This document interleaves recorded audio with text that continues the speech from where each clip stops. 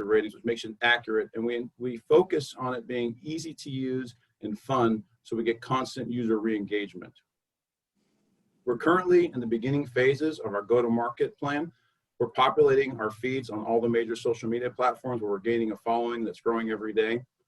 In the beginning of 2021 this year, we're going to launch to the public. We're going to test our UI, UX, and we're going to collaborate with safety-centric users to make sure we get enough ratings within the platform. Once that's done, we're going to begin our marketing plan to the entire state of California, as well as the US. We're going to engage in an affiliate program. We're currently in contract with a group called the Leviathan Group. They have 25 million followers between their social media influencers, and we're developing an affiliate program so they have codes that they can give their users where the social media influencer gets a cut of the profit and also encourages people to go to our platform. By doing this, by the end of next year, we'll have over 200,000 users, and continuing to grow and market, investing all of our profits back into marketing. We're then going to target those data customers, like I mentioned earlier, Uber or Zillow. And by the beginning of 2023, we'll have 6 million paying users as well as many data customers. Our financial projections take into account several key assumptions, which we obtained through actual market research. We didn't just pull these numbers out. We did a lot of focus groups. We're going to be a profitable company by the beginning of 2022 with an EBITDA of just over $2.1 million, growing to an EBITDA of just over $57 million by the end of 2024. And that's by user fees as well as charging for our data queries from major platforms such as Lyft or VRBO. To date, we've raised $160,000. That includes just over $30,000 for myself and my co-founder, as well as we just closed a family and friends round where we successfully raised our goal of $125,000, and that's given us a $160,000 runway. I'm here today seeking an additional $500,000 30 seconds and platform enhancement. The idea was just the beginning, like I said 15 months ago, but I've been fortunate enough to put together a very strong team, and that's what's going to make BY successful and profitable. Our team works very well together, and we're all focused on the goal. And this BY is going to launch in November, and it's going to be to the public in January.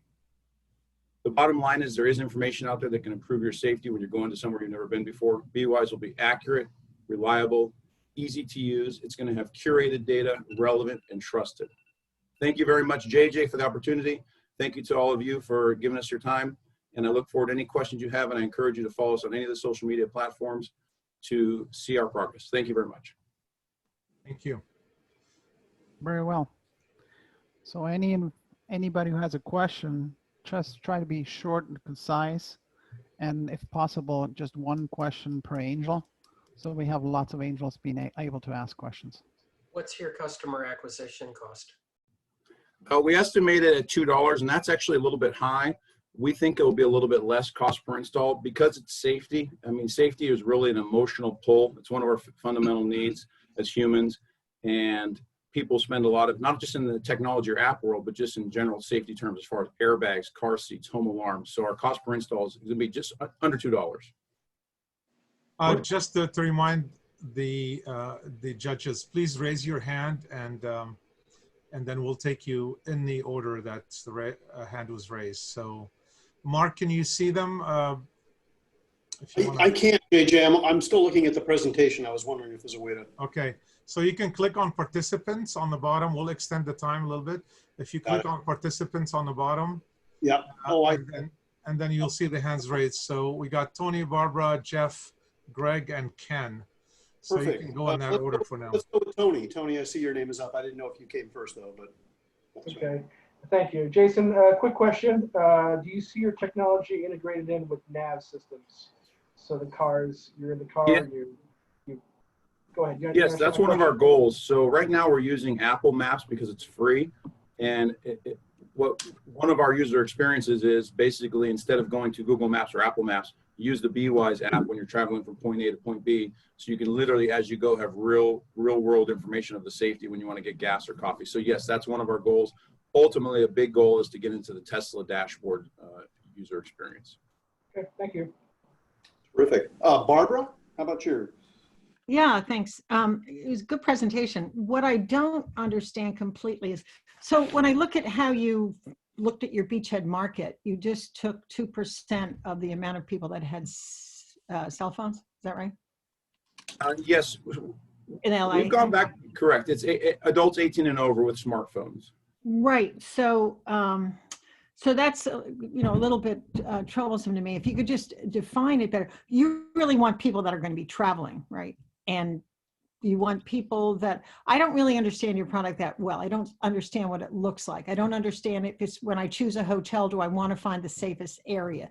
Is it, how do you, I have so many questions, but I guess the answer to picking the 2% from a tops down perspective really is, I need to understand how is your decision informed? Are they travelers? Are they travelers that go out 10 times a year? Do they book hotel rooms? Are they on certain, are they on Kayak? Are you buying lists from Kayak? How are you doing this? That's a great question. It's hard with 5 minutes. I'd like to get into a little bit more detail in the presentation, but essentially we went through Octane as one of their Launchpad alumni, and we went back and forth on this a lot. And the bottom line, we came to the reality that adults 18 and over, you know, once you get to that age when you go off to college, you begin to be concerned with your own safety. So whether you're going to college, whether you're going out on a date, when you're on Match.com, or if you are a parent with kids going to a movie theater, when the world starts back up, of course, or when you're traveling, ultimately everyone needs safety information. It's one of our basic needs. So that's why we picked adults 18 and over. I understand it's a broad market, and I understand it's kind of a big goal, but because it's safety, we feel very comfortable that it's accurate. All right, I think you should keep your answers as short as possible so we can get as many questions as possible. Yeah.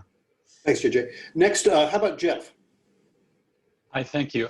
Yeah, the complaint I've heard about safety mapping before is that it doesn't take into account time of day, time of year, types of crime. You know, if it's too single dimensional, it can give a bad impression where, given the time of year and day that you're going, and you know, so can you explain, do you go any further other than just raw crime statistics? Yes, we use crime statistics, we use gun violence, and we use collision data. The user ratings are 5 objective criteria to help minimize biases, and we also get to put in there your word ratings. You get to, we're not going to display that for now because we don't have the bandwidth for content management, but we are capturing that data. And once we have the bandwidth, we'll then be able to provide that to the user. You can actually click on adopt just like you do on Zillow and see the actual comments by people.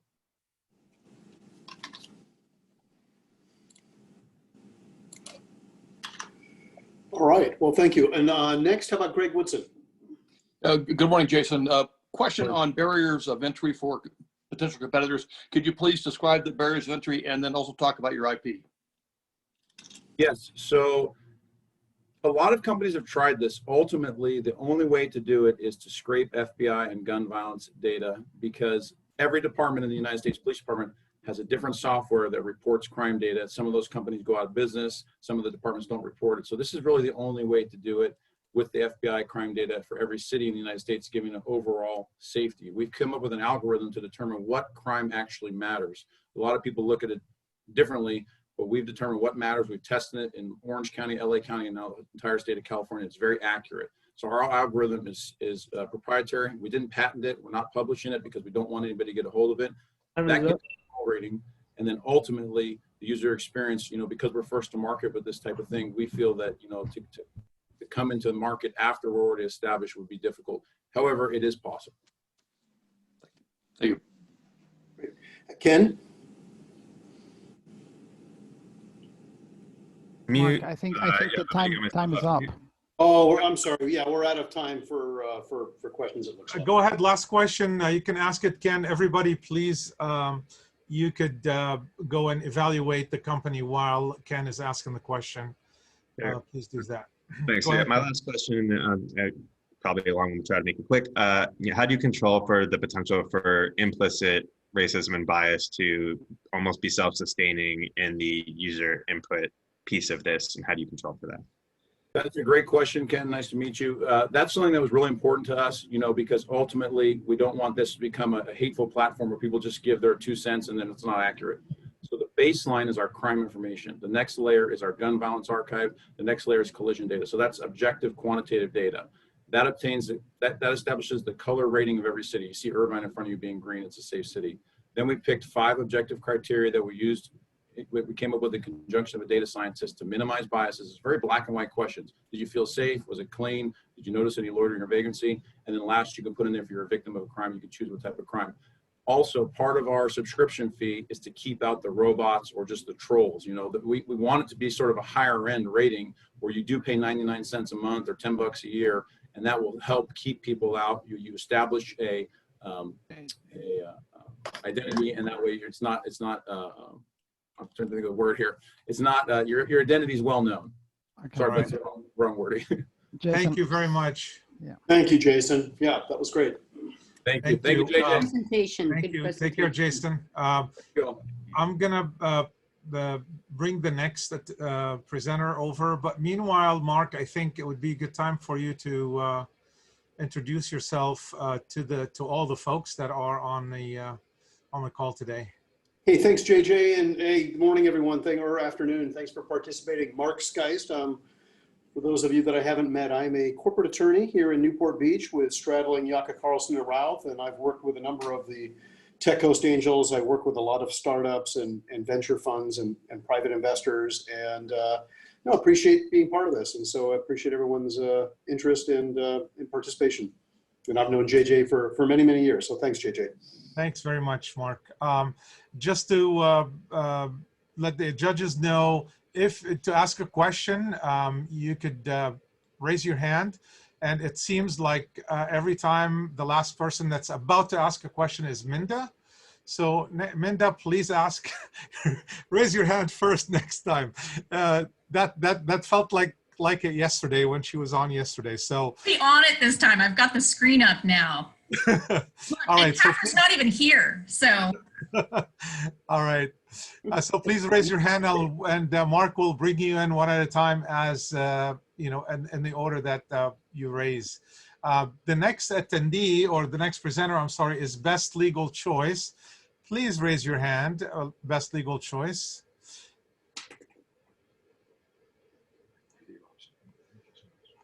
All right, James, you're coming on. Be ready to share your screen, please.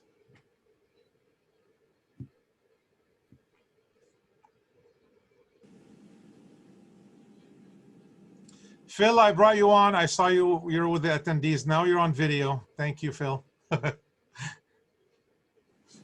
Oh, Pat is there too. Pat, I'm bringing you on. John Morris.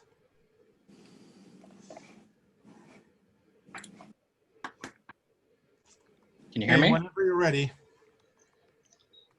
Can you hear me fine? Yes. Yeah. Okay, great. All right. Thanks for your time, guys. Appreciate it. Okay, I'm going to start.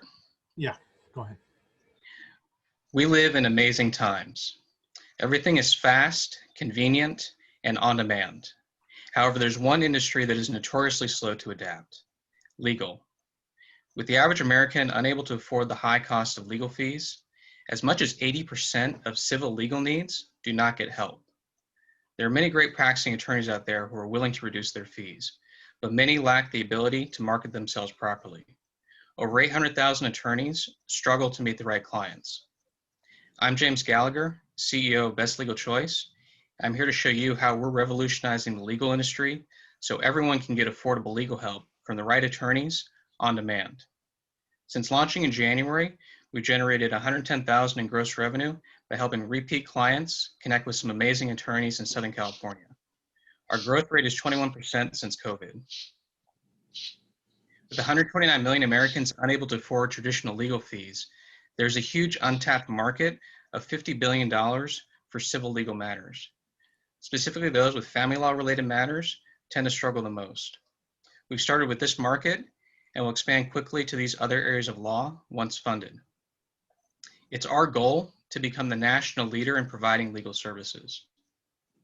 Our platform makes it super easy for clients to get matched with vetted attorneys. They post their request for free by describing their legal need, budget, and timeline. Interested attorneys submit transparent quotes. Once the client has reviewed and interviewed the attorneys, they hire the best match and pay securely over the platform. There are many options online for affordable legal help. However, we have the most competitive solution on the market. By eliminating overhead costs for attorneys and giving them tools to offer a la carte services in volume, clients can save 35 to 70% on legal fees.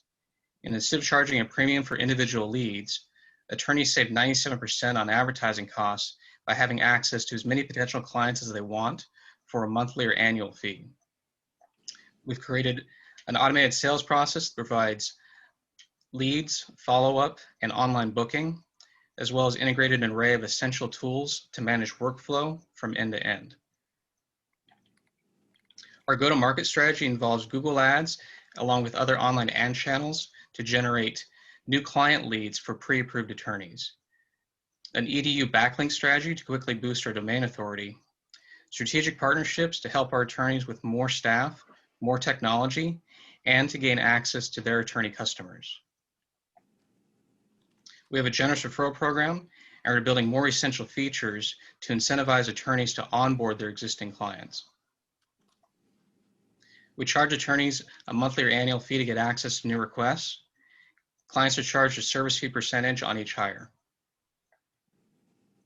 My co-founder and I have built 2 legal self-help businesses from scratch to $20 million in sales. Raj is our talented CTO. We partnered with his development team, who specializes in developing online service provider applications for clients like GE Health, GM Financial, Nike, and Wedding.com. We have top-tier professionals to advise us on all of our business needs, and we're now patent pending. We've invested 4 years and $200,000 of our own money into this mission, as well as $30,000 from family. We're raising $1 million, so in the next 12 months, we can ramp up to helping 100 new clients per month, grow our network to more than 500 active attorneys, build more essential features, and expand into 10 new states. We'll be using the funds for marketing and advertising, web development, and company infrastructure. Post-funding, we're projecting $88 million in gross revenue, $21 million net income, signing on 110,000 clients and 23,000 attorneys, with profitability in January 2024. We'll be looking to sell to companies like Microsoft, Google, internet brands, and similar private equity firms because they've made acquisitions in similar professional service companies. It's our mission to help the 129 million Americans with civil legal needs get access to justice. We believe it's our moral duty to solve this problem. If you want to join us in bringing legal help to this $50 billion untapped market, please contact us for a follow-up meeting. Thank you. All right. Well, thank you, James. Let's get into some questions. I see Howard, you were first there. So Howard, I'll let you go. Right. How you doing, James? Nice presentation.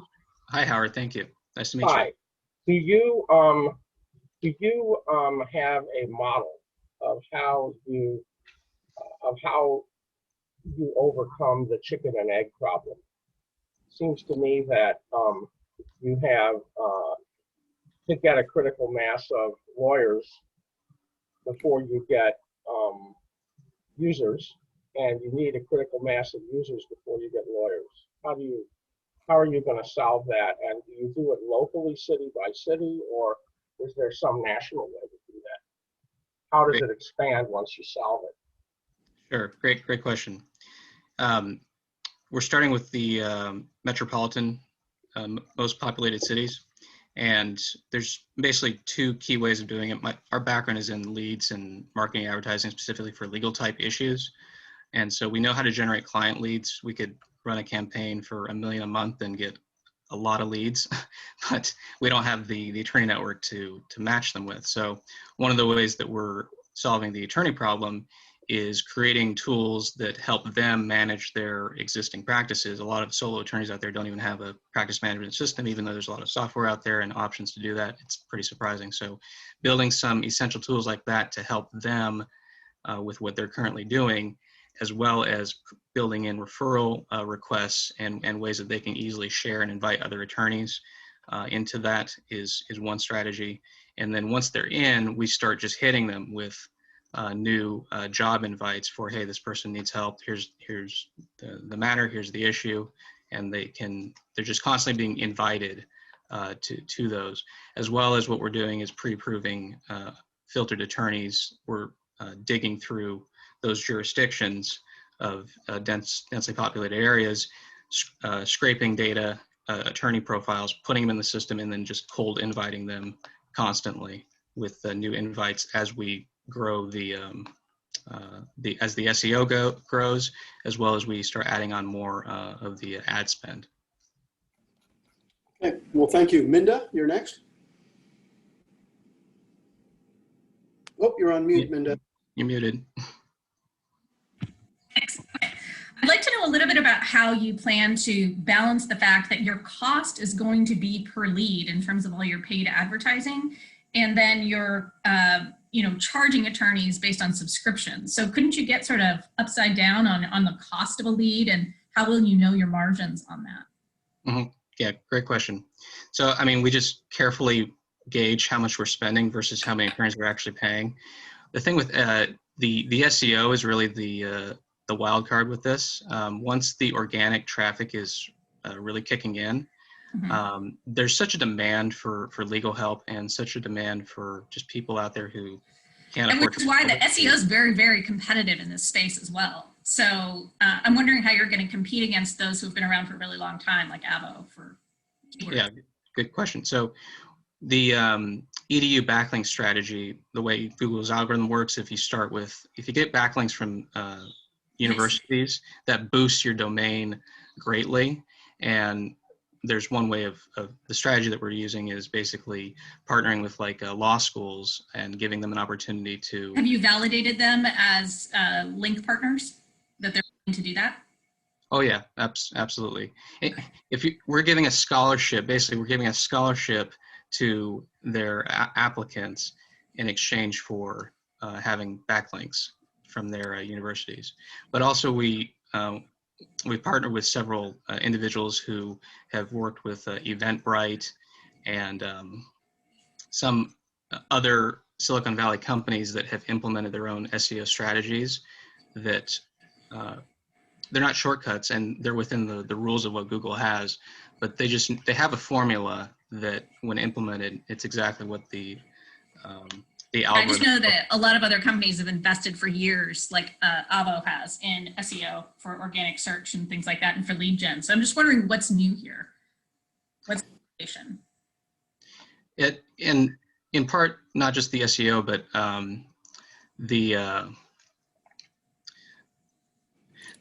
the methodology that we have insofar as how we acquire customers is what most people don't know. And it's not taught in law school. Law school, you're only taught billable hours, you're only taught retainer fees. And what we teach the attorneys is you can unbundle your services by offering a la carte for task by task fees.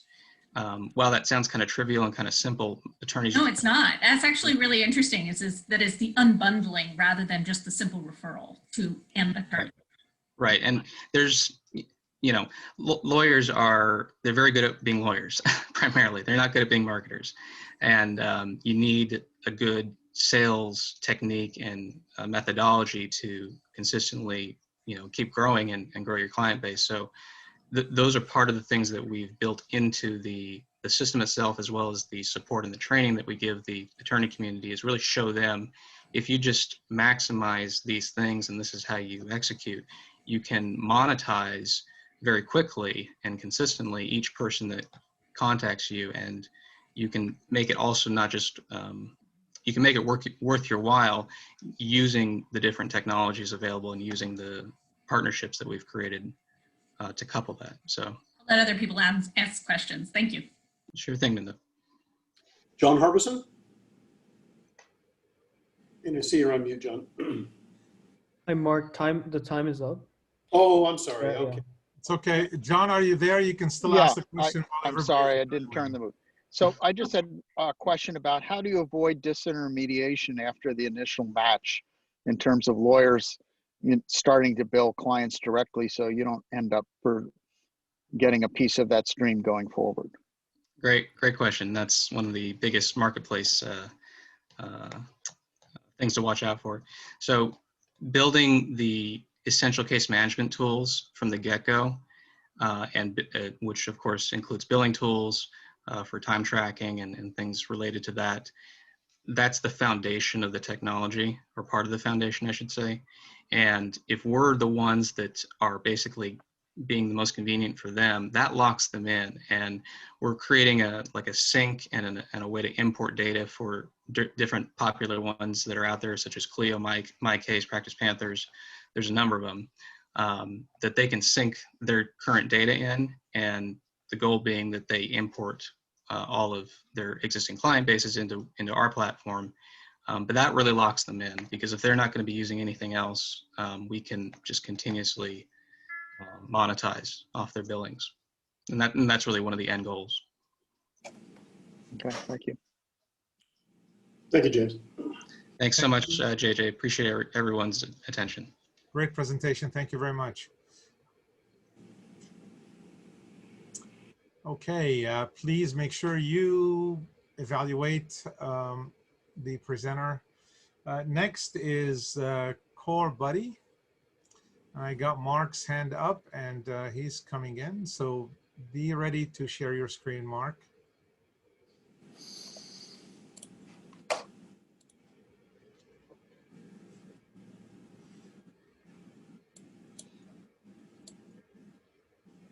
So Mark, whenever you're ready, just share your screen, and you can get started, and we'll start the time.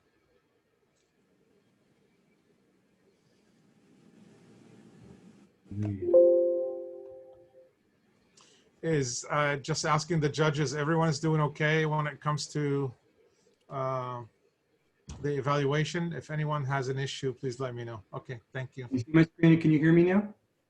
We can hear you now. Great. Hi, this is your buddy, Mark. I am the Chief Product Officer of Chore Buddy, not Core Buddy, Chore with the H. And we also offer, it's a two-way marketplace, and it is done in conjunction with what we call the expert marketplace. And we match customers that's in need of home product setup and installation with select national service providers.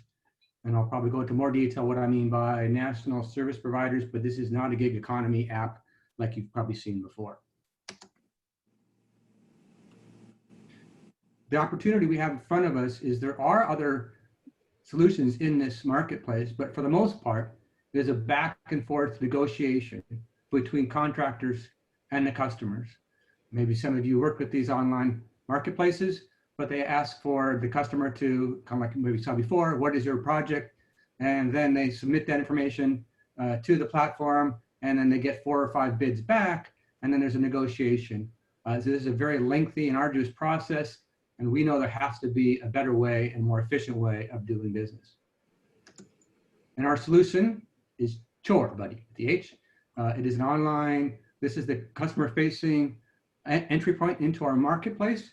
It is a frictionless solution that with only a few mouse clicks enables our customers to quickly and easily not only find their product, exact product they're trying to set up or install or assemble, but also get a fixed price quote and order their service online. This does not require any information being passed back and forth to our providers. The quotes that are offered online are a fixed price, and it is a no haggle model. I want to bring up some of the key components of this solution. This is a superior two-way marketplace compared to any other competitors in the marketplace. And we have a customer-facing website, that is the mychorebuddy.com, product-centric and brand-centric. So when customers come to this site, they can find, for example, if it's a Lifetime shed, they'll actually find a Lifetime shed. Where it's partnerships with our brands. This is a key differentiator. We're using our brand partnerships to drive traffic. I'm sure one of the questions in the Q&A is going to be my customer acquisition cost. Basically, nearly nothing, because we drive traffic through our brand partnerships. We have also supply chain redundancy. We have signed up multiple nationwide service providers. We solve this first, so that when we are on the marketplace and promoting a nationwide coverage, that we have up to 3 nationwide service providers. We do not have to find a provider to solve the service, provide the service at order time. It's already done. Do not require any type of zip code checking online.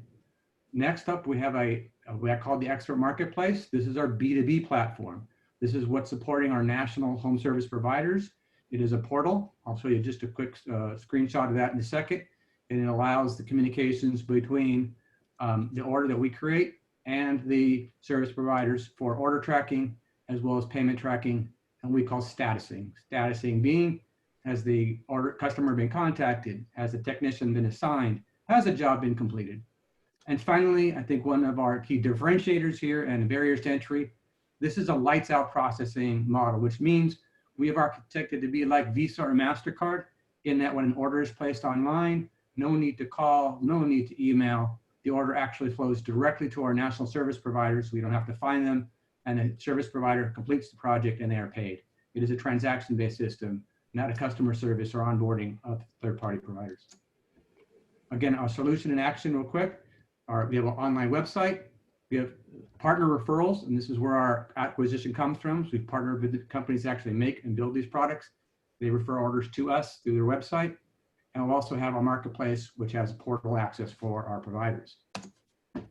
The addressable market, the overall actually home services industry is probably 600 billion, specifically tied to product ordering configurations, probably 60 billion or so.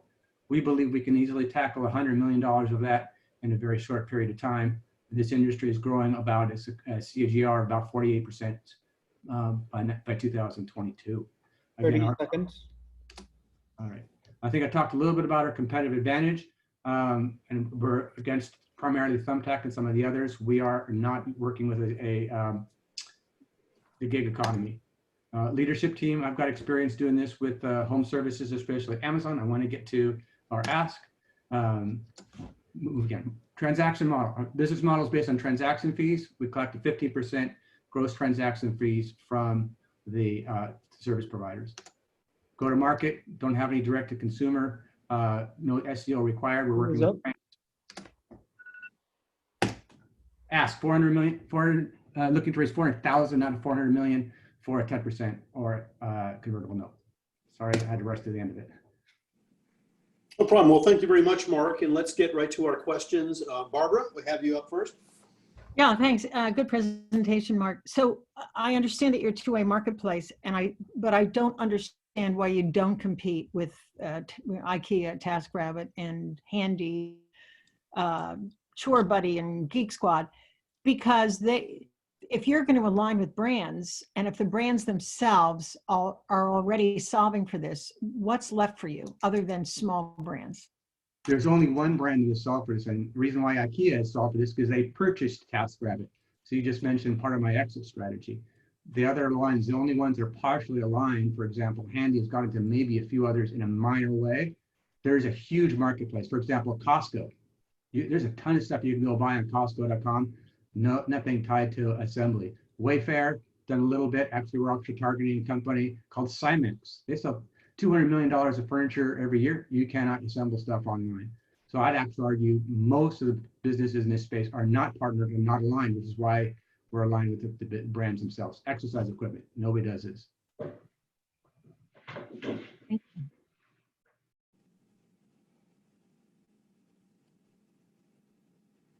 All right, I'm sorry. Next is Max Shapiro. Max? Hi, tell me again how you're going to beat Angie's List in Thumbtack. Clearly, so we're actually aligning with the brand. So say, for example, you're on a website to buy a treadmill. Today, most people are not going to the dealer that's down the street because of COVID. They're buying stuff online. So for example, Marcy, one of the larger providers of home gyms in the country. You go to the Marcy website, there's nothing on that website that tells you how to get it assembled. You get it home, it's a 5-hour project. So we're aligning with the brands to say, put this Chore Buddy link on your site. We've already got 4 companies doing this, large national ones, gazebos, play sets, others that are more than welcome to add the button and the link to the site to actually drive the traffic. Got it. Thank you. All right, next we have Jeff Koenig. Okay, thank you. Thanks for being with us, Mark. Quick tip, you do have direct competitors that are brand or industry specific. Just dig for them and that'll help you. I know of one in Phoenix. My question is, and you'll detect my frustration as a consumer, why I struggle with software. You are going to have customer service issues. You always will. Now, and I'm going to want to talk to you if I'm the customer. So am I going to be able to find you, or are you going to be hiding? So the way the platform works today, it specifically says that We are basically like a broker. If you went to lowermybills.com, they refer to you third party and from financial services. Same idea. We have 4 national service providers, all have customer service. Assembly Authority, SPAR, and Jazz Enterprise, they do the initial contact. Hi, customer. We're your service provider. We'd like to schedule your appointment. They've established the communication link, and that's where their questions and customer service goes. So that's why we're taking a little bit of a reduced fee, because all the customer service is handled by the service provider, national service provider. This is not a guy with the school staff and his VW. All right. Well, thank you, Howard Mirowitz. Yes, I'd like to know a little bit about how many different service providers you expect to have at the point when you're scaled and, you know, profitable, and how many of them are going to be smaller independent or small groups rather than very large national organizations, and how are you going to control and motivate these people to prioritize what you're doing and sending them compared to all the other business that they're getting, especially since they have to pay you something versus if the business comes in their door directly, they don't. And how are you going to motivate them and maintain the quality of, you know, response and customer care of all these people? It's sort of an extension of what the previous question was, but more on a preventative, forward-looking basis versus like fixing problems after they happen. Yeah, there's a lot in there that I'll try to answer quickly because of the Q&A, but let me tell you this. First of all, started to solve the supply chain issue first a year and a half ago. I have signed up 3 national service providers. This gets me probably over 3,000 technicians already. So I already have scale, and it's already, I have no onboarding costs at all. So for example, if you look at Handy or some of the other competitors, Porch, that had problems with scaling up, they had, because they had to onboard. So I don't have an onboarding issue, already solved for that, already profitable in an area. And motivation, I'm dealing at the executive level. So I reached out to these providers from the CEO and the president, and I'm on the phone with them regularly. If there is a performance issue, either turnaround times, I'm not responding to customers in a good amount of time. There's an issue with quality, I'm on the phone with the CEO or the president. They're more than welcome to take on a line of business. Most of these are $2 million, $5 million, $20 million companies. If I can contribute to 10, 20, 30%, they're interested in talking to me.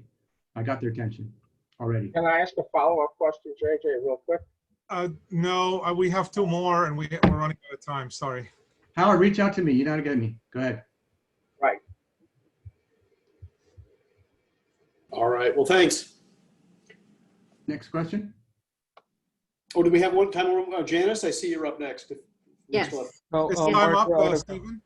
No, we're out of time. We're out of time. Okay, Janice, you can ask it while everybody is evaluating. Go ahead.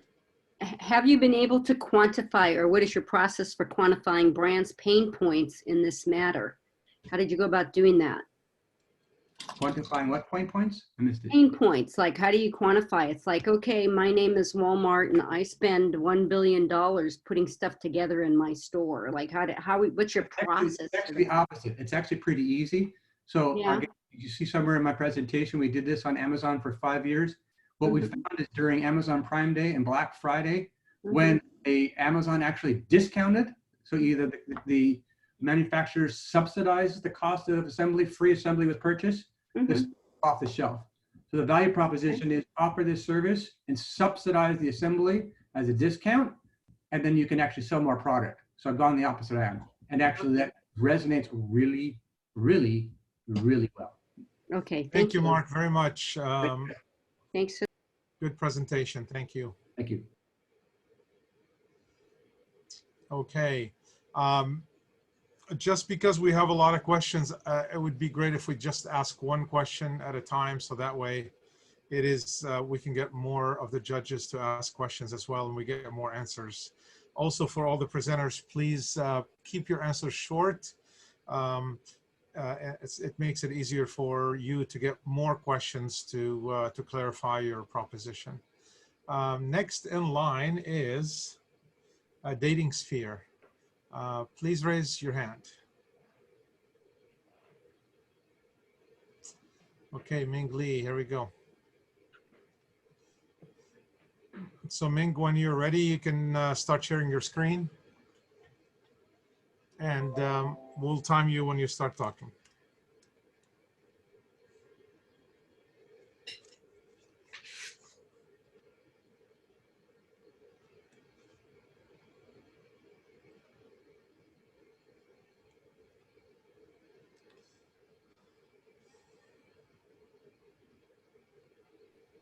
You might be unmuted. Yeah, I'm gonna unmute them. Here we go. You're unmuted. Oh, okay. Turn your Can you guys see camera me? on also. Yeah. There you go. All right. Hello, everybody. Peace here. Personality matters. We're changing how the $8 billion dating industry is forever done. Did you know that 81% of online daters misrepresent basic facts about themselves? Anybody can be anyone on the World Wide Web.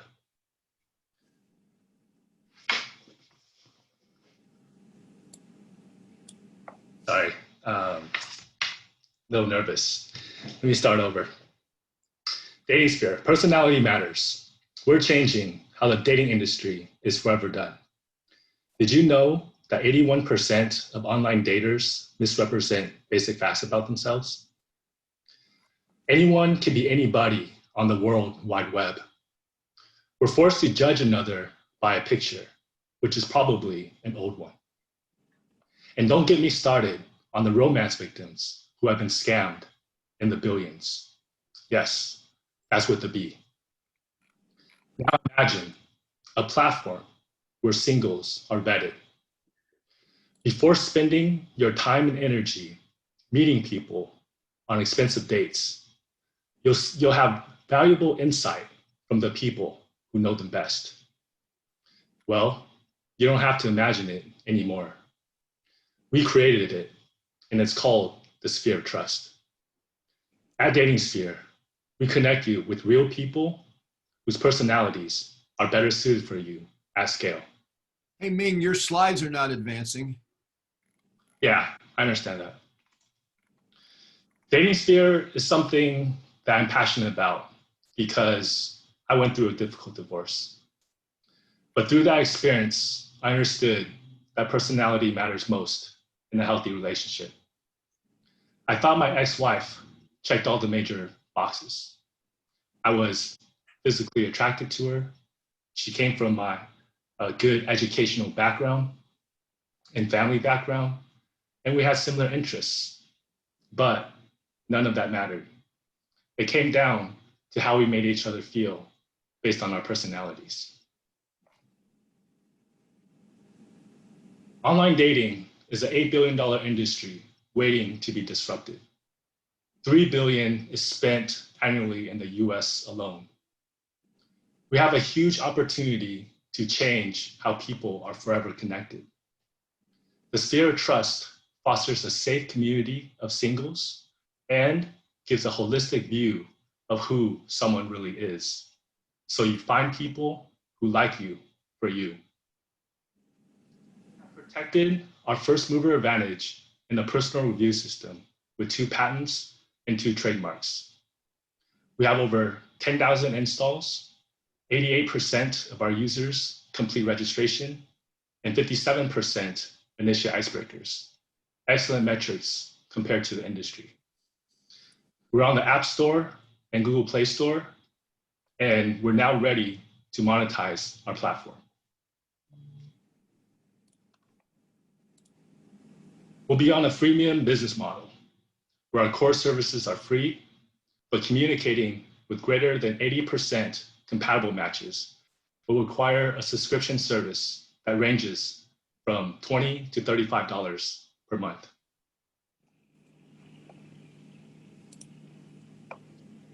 Online dating is a competitive industry. However, no one has a third-person perspective with the Sphere of Trust. No one has personality matching filters that allow users to choose which traits they want to be matched with.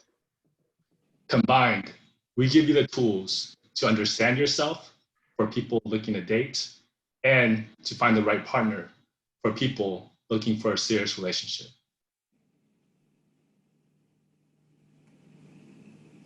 We have the right team in place to scale.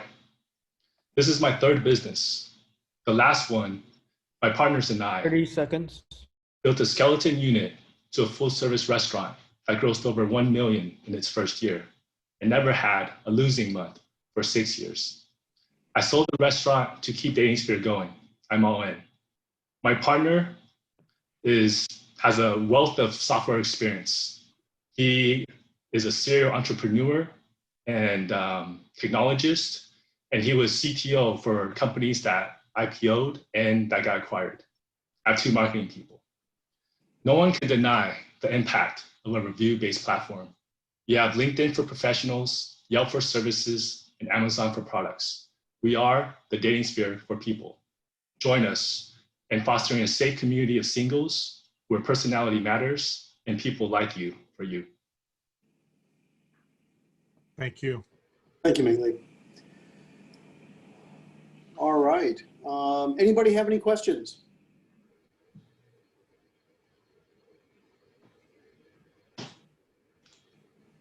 I see. Okay, Barbara, let's go with you. I think it's a very interesting phenomenon. Could you tell us more about your algorithm?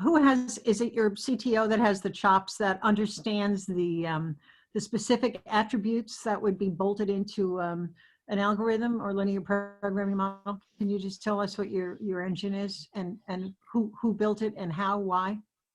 Yeah, I came up with it. And there's 2 algorithms that we run. One is for our matching algorithm, and the second one is for our personality algorithm for how we match our users. And it's weighted more heavily on personality just because of my experience with my divorce, but I came up with it. All right. Ken Borton? I don't think I missed it, but if I did, I apologize. What are the terms that are being offered? And then separately, were financial projections shown? Yeah, I didn't include it here because it was only 5 minutes, but I'm asking for 2.1 million for 25% of my equity. And online dating is, has really good margins. As we scale, like Match has on their financial statements, it's over 500%. I think that we could get that up to more than closer to 700, 800% just because of our Sphere Trust feature. It's an organic way for us to grow. Some people will be single and see value in what we offer, and they will sign up free of charge. All right. Minda? Yeah, I'd like to hear a little bit about the network effects that you anticipate, because it does seem like if you're sort of bringing other friends in to review you and they're reviewing you, that you could have a really nice network effect. Can you talk about that a little bit? Yeah, that's the reason why our cost per install has been significantly lower than our competitors. What is that cost per install? Right now, it's $4.56, but it ranges because I've experimented in different areas. So I experimented in Southern California and 3 states, 4 states, and 50 states. As you scale, the cost per install is significantly less. If we were to just target Southern California, it'll be around $8 to $10 per install. But the network effect will be a huge advantage for us to be able to grow organically and exponentially. Thank you. All right, thanks. And Dan Rosen? Yeah, I noticed that you already had 10,000 installs. Congratulations, that's a great achievement. Thank you. My question would be, what in your business plan, what percentage do you expect to convert from free to $25 to $30 a month? 20 to $35 per month. I projecting to be 33%. And I came up with that because Match is the only company, Match Group is the only company that's public. And so the numbers are, you know, out there in the open. They have a 33% conversion rate, but they have a book of dating apps, dating services. Some are worse than others and some are better than others. So I'm projecting 33% just because we have such a unique, you know, feature. And, you know, so, and I think that would increase as you know, as we get our brand out there. All right, Philip? Yeah, you have an algorithm, and then there's the old expression, opposites attract. How do you allow for that? The great thing about our algorithm is, you know, we allow the users to choose which traits they want to be matched with. So we provide the tools for them to figure out what personality, like which personalities are best suited for them. And you know, so in terms of our matching algorithm, we can't go wrong with that. What we do provide with our algorithms is a percentage, a compatibility percentage of how, you know, their match fits their needs, and also how you fit the other person's match's needs. And it's heavily weighted on personality. Okay. I think our time is up. I'm sorry. While evaluating, maybe Jeff can ask his question, but I Yes, think, yeah. Very fast. Any scientific validation of your algorithm independent, and any market validation of friends and family being willing to be honest about their loved one to potential dates? So in terms of the validation of personality, I think it's, you know, I think it's you know, I think people understand it. You're choosing traits that you want to be matched with to consistently remind you of what you love about your partner. The more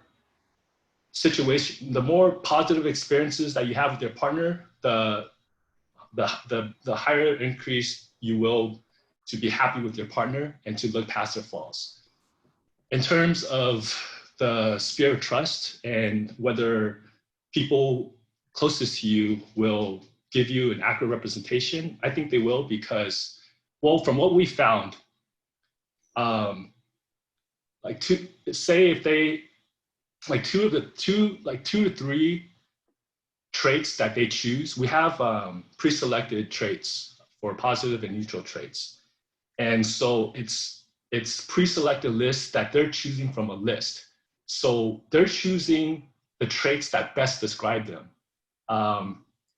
We found out that there's 2 to 3 traits that are the same of what the user chose, and there are some that you know, are different.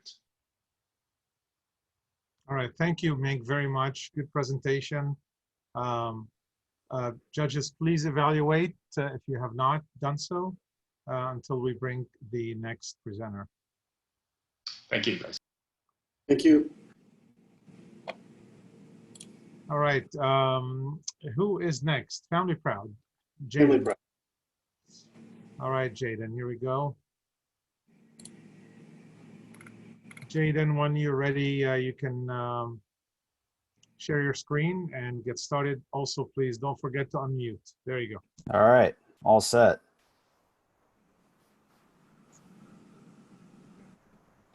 Thanks for everyone's time. Good afternoon. My name is Jaden Risner, CEO, co-founder of Family Proud. Family Proud is a software care management platform designed to support families and enhance their care during a time of need. So several years ago, I was deployed with the Navy in Iraq, about 7,000 miles away from home, when I just finished a long day on alert, and a good buddy of mine, Mike, came in to let me know that there was a message back at the command center. And this is where I was notified that my mother actually had been admitted to St. John's in Santa Monica with a heart attack, and there was nothing that I could do. So this concept of remote support certainly was unsettling. The uncertainty of how to navigate that care journey, what to do next, was the inspiration for Family Proud, and sadly is only one of my stories, only one of many. Families are navigating burdens of care, emotionally, what to do, who to talk to, logistical, how to navigate their care and manage their family, and financial. Medical expenses are actually the #1 reason families go bankrupt. Our loved ones certainly deserve better. Introducing Family Proud, the platform that delivers and provides empathy through technology.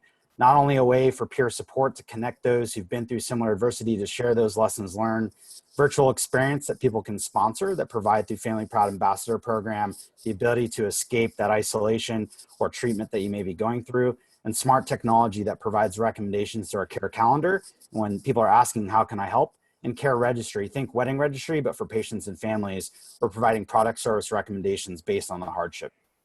We know that families are using a multitude of siloed resource tools. GoFundMe, 1 out of every 3 GoFundMe sites are for medical donations. We answer that in providing this transparent, sustainable support model, and most importantly, provide those smart recommendations and how to navigate that care. Differentiating us is on the back end, the taking into account community variables such as culture, point of care, language you speak that are oftentimes not accounted for on the clinical perspective. Our market focused is in the oncology and military family market to start.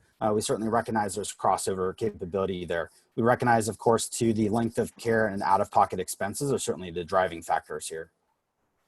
This is an example of a personal experience we've done for some San Diego veterans. We're also proud to announce a recent partnership with Qualcomm and a 5G integration as part of their smart city plan.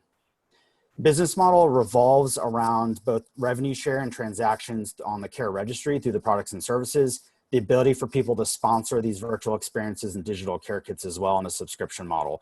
Beauty of this, the family in need is receiving the support at no cost to them, the supporters receiving the transparent support, and we're of course facilitating that on the revenue aspect. Traction so far, we are an SBIR recipient through AFWorks Phase 1 funded, Phase 2 selected, pending funding on the Phase 2. Successfully completed a pilot with Rady Children's Hospital here in San Diego and saved families around $1,500 over the past couple of months through our registry. We do have a number of strategic partnerships on the registry aspect. Those are the big name to start, and the community has definitely been saying some positive things about us. Projections, 80 million by year 5, focused on the registry, and this is certainly accounting for channel partners and recognizing crossover to other markets outside of the military. Why now? No greater time to support than now, certainly with the COVID aspect, of course, the shift to the virtual support as well as the online and e-commerce aspect.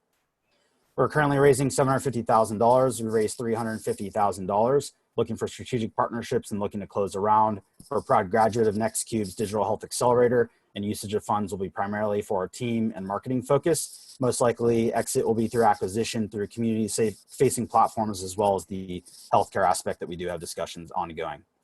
Myself, Naval Academy graduate, 12 years active duty as a special operations pilot, MBA through UCSD here in San Diego, and I've actually been an informal caregiver now for my mom for about 5 years, where I know Family Proud would have helped me through the journey.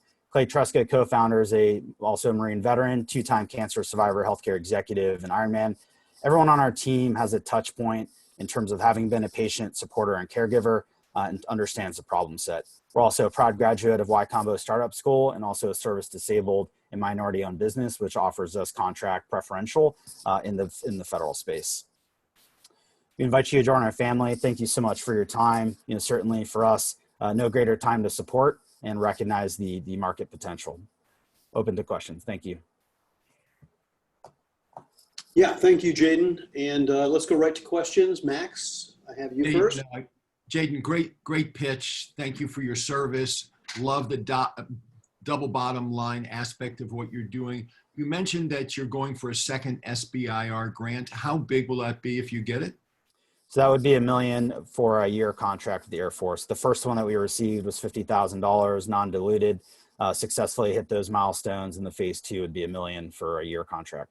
And do you know when you'll find out about it? Hopefully in November. So keeping our fingers crossed there. But if not, the beauty of the SBIR, trying to keep the answer short, is that we are now eligible for other contracts. So have submitted that aspect to other organizations as well. Thank you. Great, thank you.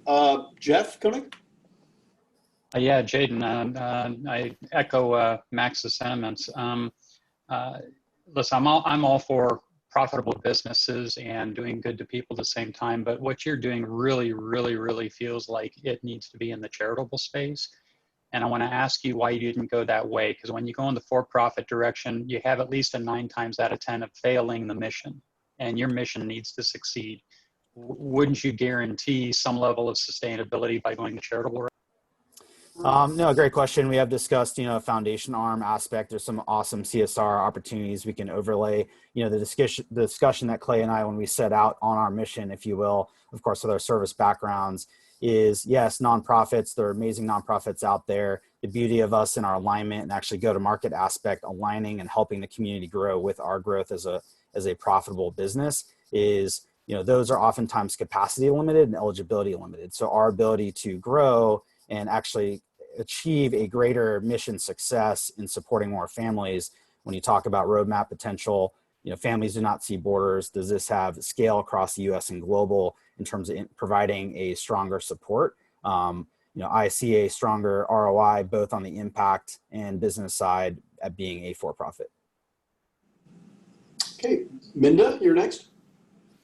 Great, thank you so much. I think this is great. I would like to understand more about the business side of this, the business model. Who is your paying customer or customers, and how are you acquiring them? Yeah, great question. So to answer the first question, the paying customers are the support network of the families purchasing the products and services on the platform. So that's the primary B2C aspect of the platform. So instead of a GoFundMe, they're purchasing these products and services. A secondary revenue stream is through the company partnerships, which is away from the B2C, but the primary is B2C aspect. And how we are acquiring them is actually alignment with those organizations. So to keep our CAC low, partnering with community organizations allows us to co-market, if you will, to those families in need, providing value to the families, and then of course providing engagement. So sorry, those community organizations, are they just being kind and referring families to you out of the goodness of their heart, or are they paying you, or like, are they getting a white labeled version of Family Proud or co-branded in any way? Yeah, so right now at the B2C focus, they are just introducing Family Proud. However, it is opening another aperture and revenue stream where there have been a few that have communicated intent of willingness to pay in terms of the licensing aspect on more of the B2B side. Okay, and so you're estimating that majority of revenue will be through your affiliate fees and that you collect, and that can bring you to an $80 million revenue stream, but that's not recurring revenue. That's correct. Correct, okay. Dan Rosen?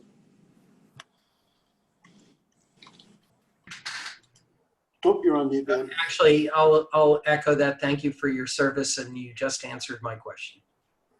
Okay, great. Then Howard? Again, a tremendous need for what you're doing. I echo what everyone else says, and again, I think it came from your service, so thank you. I can't hear you, Howard. Question I have is, who do you think you're competing against here, and what is differentiating you from them? Because it seems to me there are services that do this, but they're local. I don't know if there are national services doing this. Have you studied this? Because you don't seem to have a slide on it. No, absolutely, and happy to share, in terms of our competitive landscape, there are siloed resources. We recognize from the transactional aspect, you could argue GoFundMe, that is also, they have acquired several companies in this support space the last several years as a fellow San Diego company. With that said, what differentiates us is the fact that we are accounting for community variables, the socio-demographics. So when you talk about these recommendations, the recommendation engine of allowing a family, here are the top 10 products and services that help the family similar to your profile, is what makes us different than someone just reaching out into a support group. And so the ability to help them navigate that journey and let them know, here's the products and services that have helped other families, accounting for those variables is what makes us different. All right, time is up. I think last one is Zandra while everybody's evaluating, please. Yep. Yeah, I think this is a great tool. Thank you for your service. Is there a compliance aspect to the logistical piece of it? Are you giving advice on, oh, my mother, she's fallen, she's incapacitated, can't live in her own house. You need to send her to XYZ nursing, skilled nursing. Is there a piece of that that's a part of the platform, and is there compliance related to that? 100% roadmap. We definitely see some good margins there on the service side. And to be ahead of that, we are partnered with Kuma on the privacy security aspect. So building it correct from the ground up, of course, with our backgrounds is really important to us. And so although no requirements on the HIPAA side right now, we are being mindful of HIPAA, GDPR, CCPA, COPA, you name it, on the privacy security aspect. So certainly having those discussions, but no legal requirements as of yet. Thank you. All right. Volker, is this time for break? I think it would be great if we can take a maybe 5-minute break.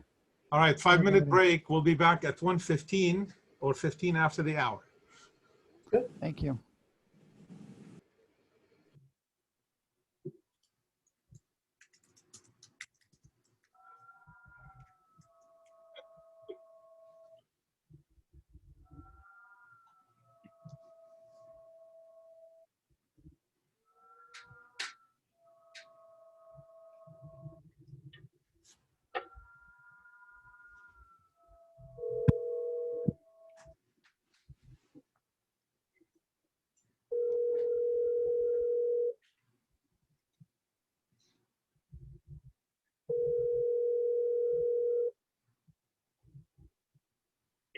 Howard, we can hear your phone.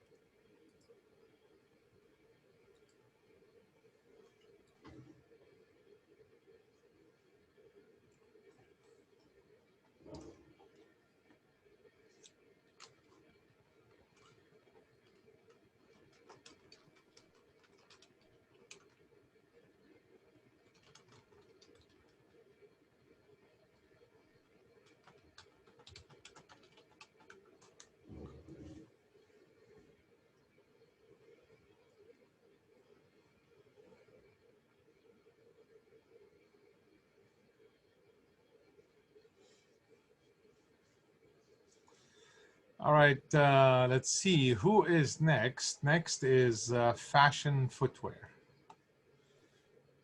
Haley, I guess that's you. So you're coming in.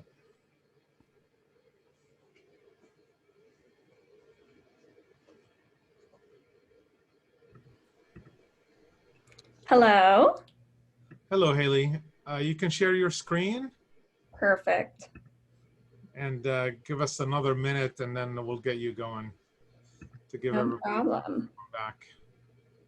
Hopefully, can everyone confirm they can see my deck and not my gigantic, messy desktop? Yep. Yeah, we see it. Great. We meant the messy desktop. Oh, darn. No, You're going to just see kidding. like 5,000 tabs then. No, just kidding.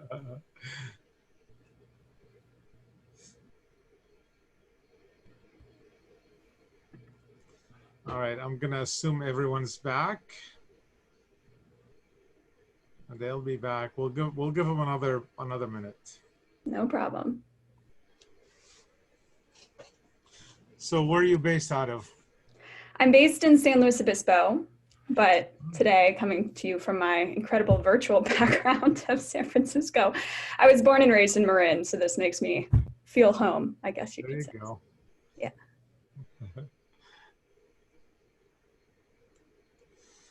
All right, Stephen, you ready to start the timer? All right, Stephen's ready. Whenever you're ready, Haley.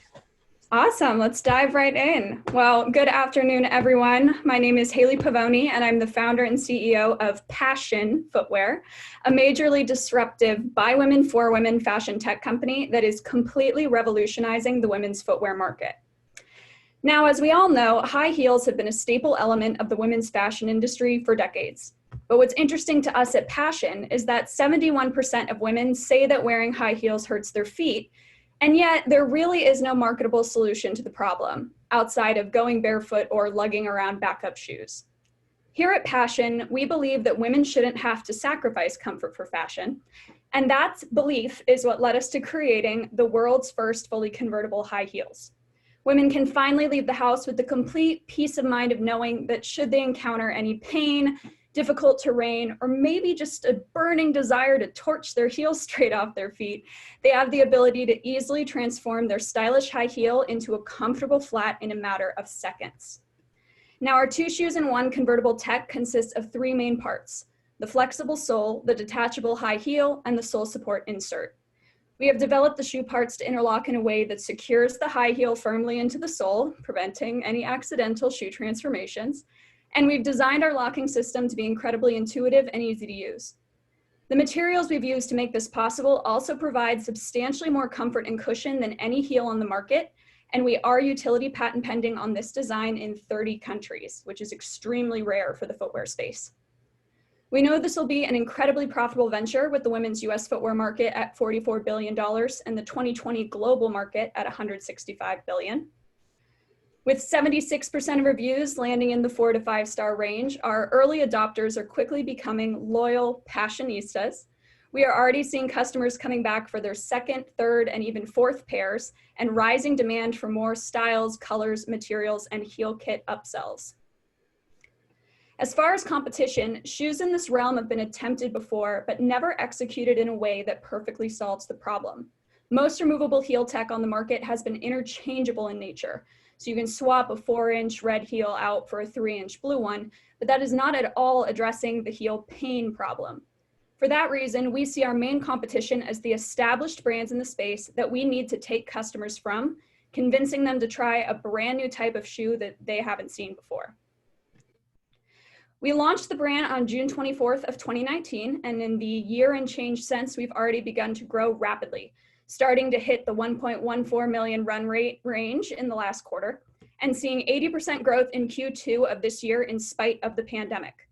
But the figure we are most excited about is the fact that in spite of having very minimal new releases since our launch, we are already averaging a 19% returning customer rate monthly, which is the industry average, even getting up into the 30% range in months where we do drop new products. This indicates that the lifetime value of our Passionistas will be very high, and with that utility patent exclusivity on this tech, we can continue to recapture customers with new seasonal designs and upsells for years to come. Now, our main focus this year has been to build brand and technology awareness, which has been a considerable effort as we truly are creating an entirely new category of footwear. With the initial traction we've seen, we are forecasting closing out the year at $1 million in gross sales. We're then forecasting 5.7 million in 21 following further brand awareness, launching 2 new more targeted sales channels, and introducing a full customization model, which hasn't been seen in the high heel market. In 2022, we will jump to 16 million by launching optimized international fulfillment, taking this new category of footwear global. Last but certainly not least, the Passion team is armed and ready for success. I'm backed by a seasoned fashion e-commerce COO, a professional footwear development team with years of experience creating innovative new products for big names like Nike, Adidas, Ariat, and Keen, and a skilled VP of marketing whose in-depth understanding of our target customer is reflected by how quickly we've been able to achieve the industry-leading funnel KPIs that we see today. Now, the moment you've all been waiting for, what do we need to get these shoes on your feet and across the globe? In January, we will be opening a priced 2 million Series seed raise at a 10 million pre-money valuation. This capital will go towards further product development and product line expansion, marketing efforts, the expansion of admin and ops to keep up with our rapid growth rate, and supporting inventory as demand continues to accelerate. Thanks so much, and I'd love to open up to any questions. Great, thank you. It looks like Philip.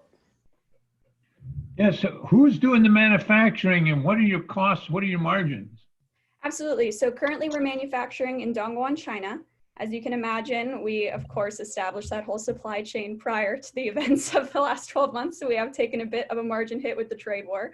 But that being said, our average product cost is about $36 and then average landed right now is $47. We sell them for between $150 and $185, depending on material and the heel selected. So we're looking at about a 73% landed gross margin on sale. Barbara?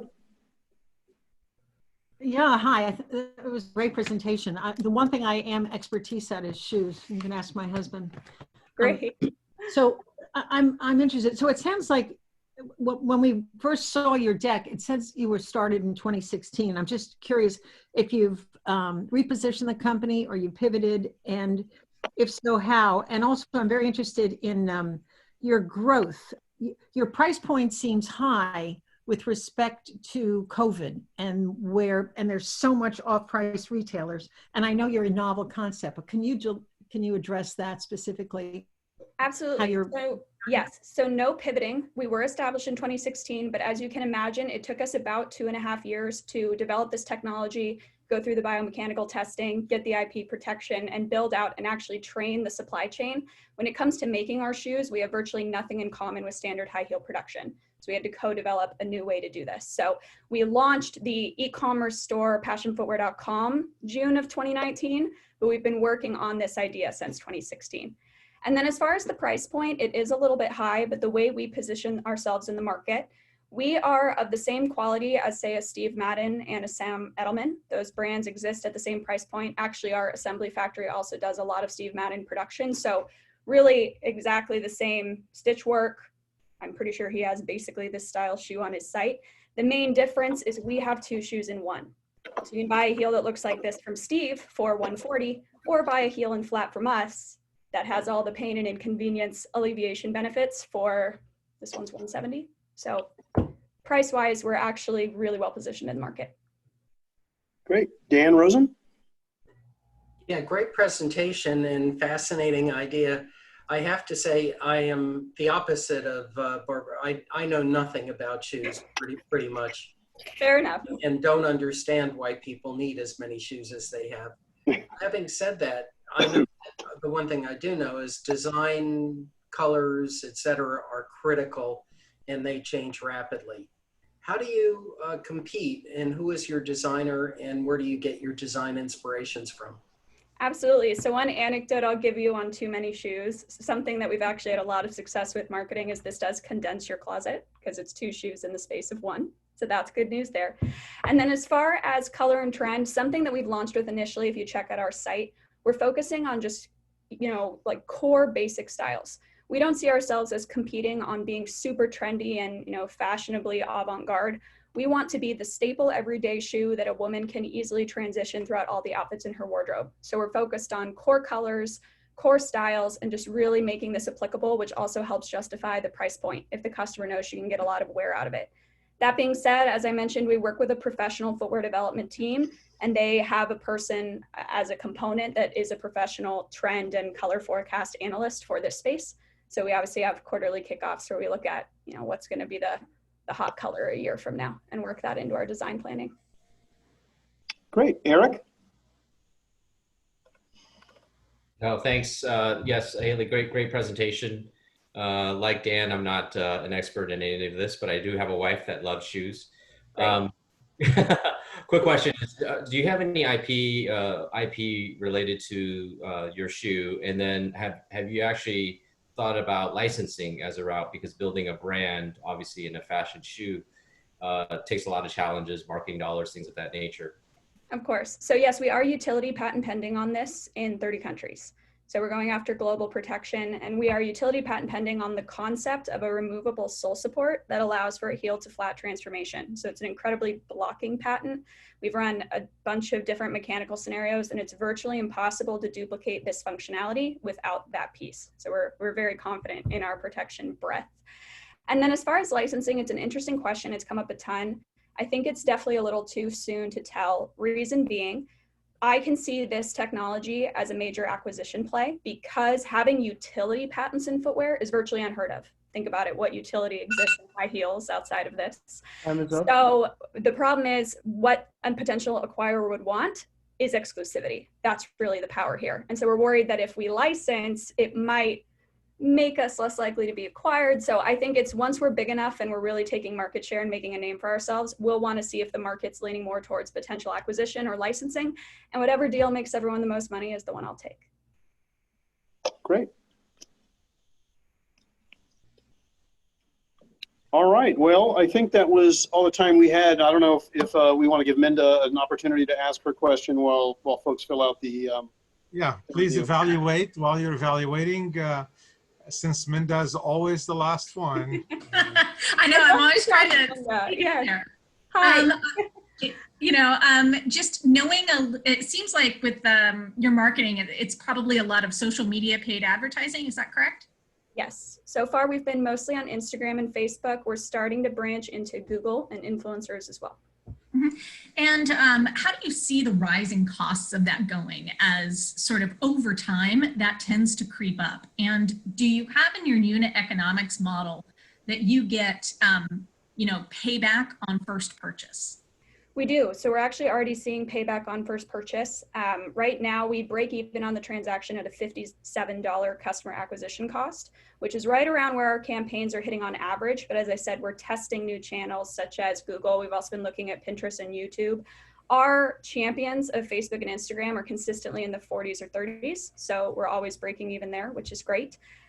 Two other things on this topic. One, a big play for us is lifetime value as well.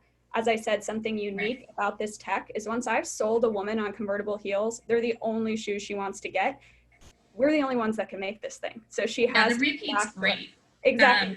So I think it's really essential that it's built. I like that it's built into your unit economics to try and make your money on that first purchase and not rely on the repeat purchase in order to get the. Thank you. Definitely. One question, Minda, not 20. One. Sorry. Thank you. Of course. Thank you. Bye-bye. All right. So the next presenter is Play Loop. Raise your hand. Thank you, Whitney. Okay, Whitney, when you are ready, you can share your screen and begin.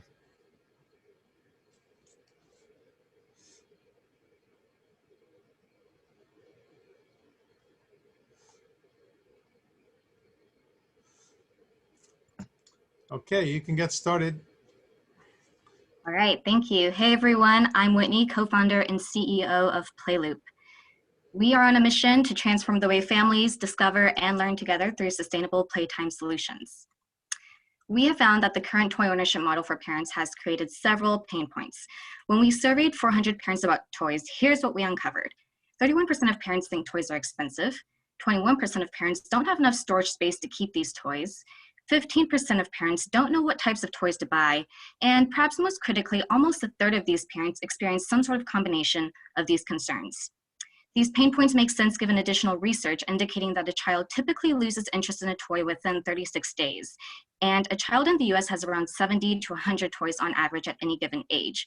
Ultimately, though, these toys end up in landfill. And that's where we come in. Playloop is a curated toy rental subscription service for children ages 1 through 4 years old.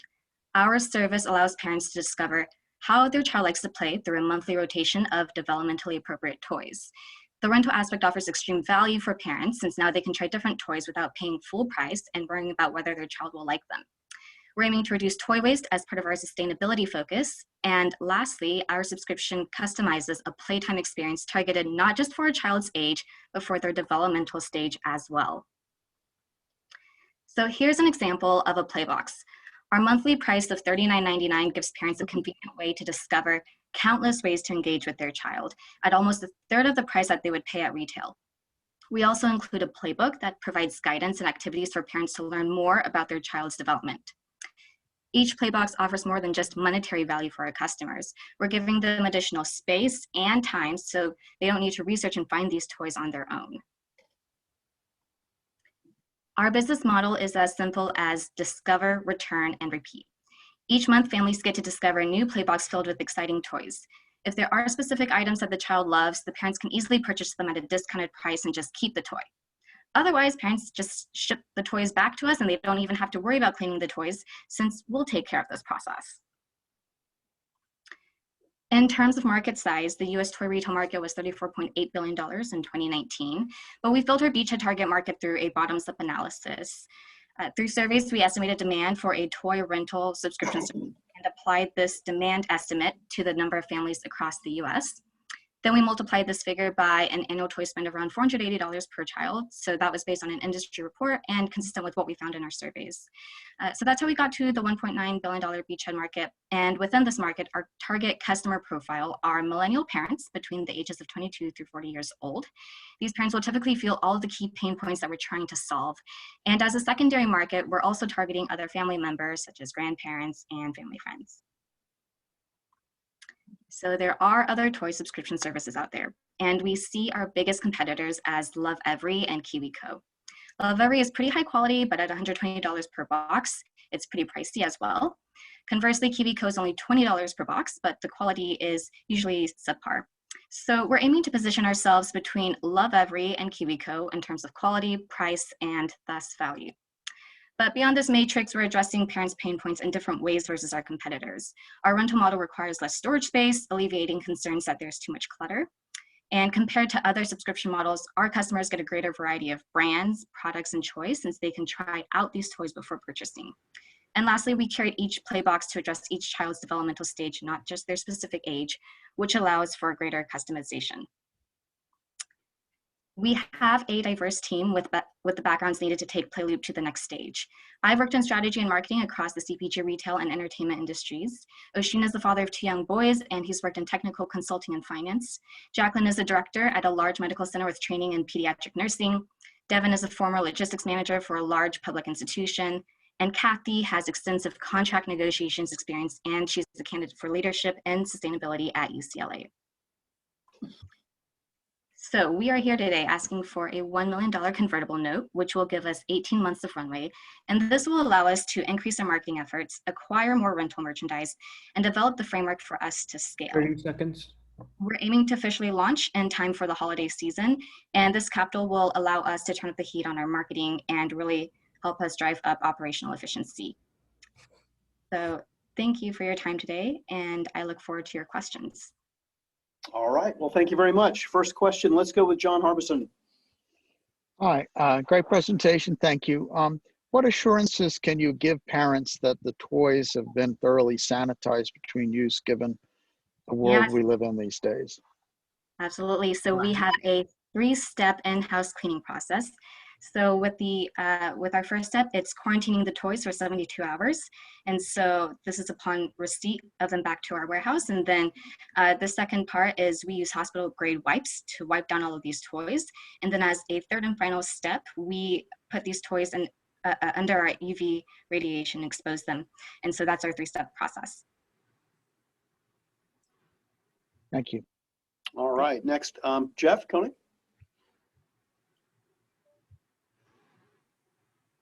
Sorry, I left myself on mute. Yeah, I wanted to understand a little bit. I'm assuming you're going to be space constrained. It looks like you may have a standard size box. So these are going to be toys within a certain size range. And you're going to be paying $40 a month just for the service of getting to evaluate things. Do parents have any way to say, here's what I want to try, or is it just based on what you want to send them? Currently, our product pipeline is based on our, based on a specific age range and what we have found to be developmentally appropriate. But we are testing out different questionnaires for the parents on our website right now for them to indicate if there's a specific focus that we have. We're currently tinkering with whether STEM should be a focus for some of our boxes. And so that's something that we're actively researching.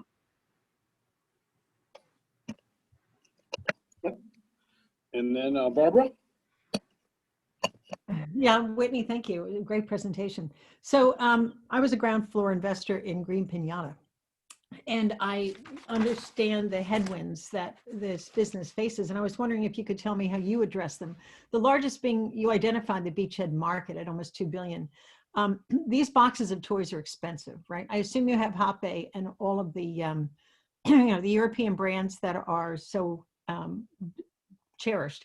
So the first point is, isn't your market a lot smaller than $1.9 billion because you need a fairly well-heeled family that is willing to spend $40 a month. As you know, Green Pinata is 25.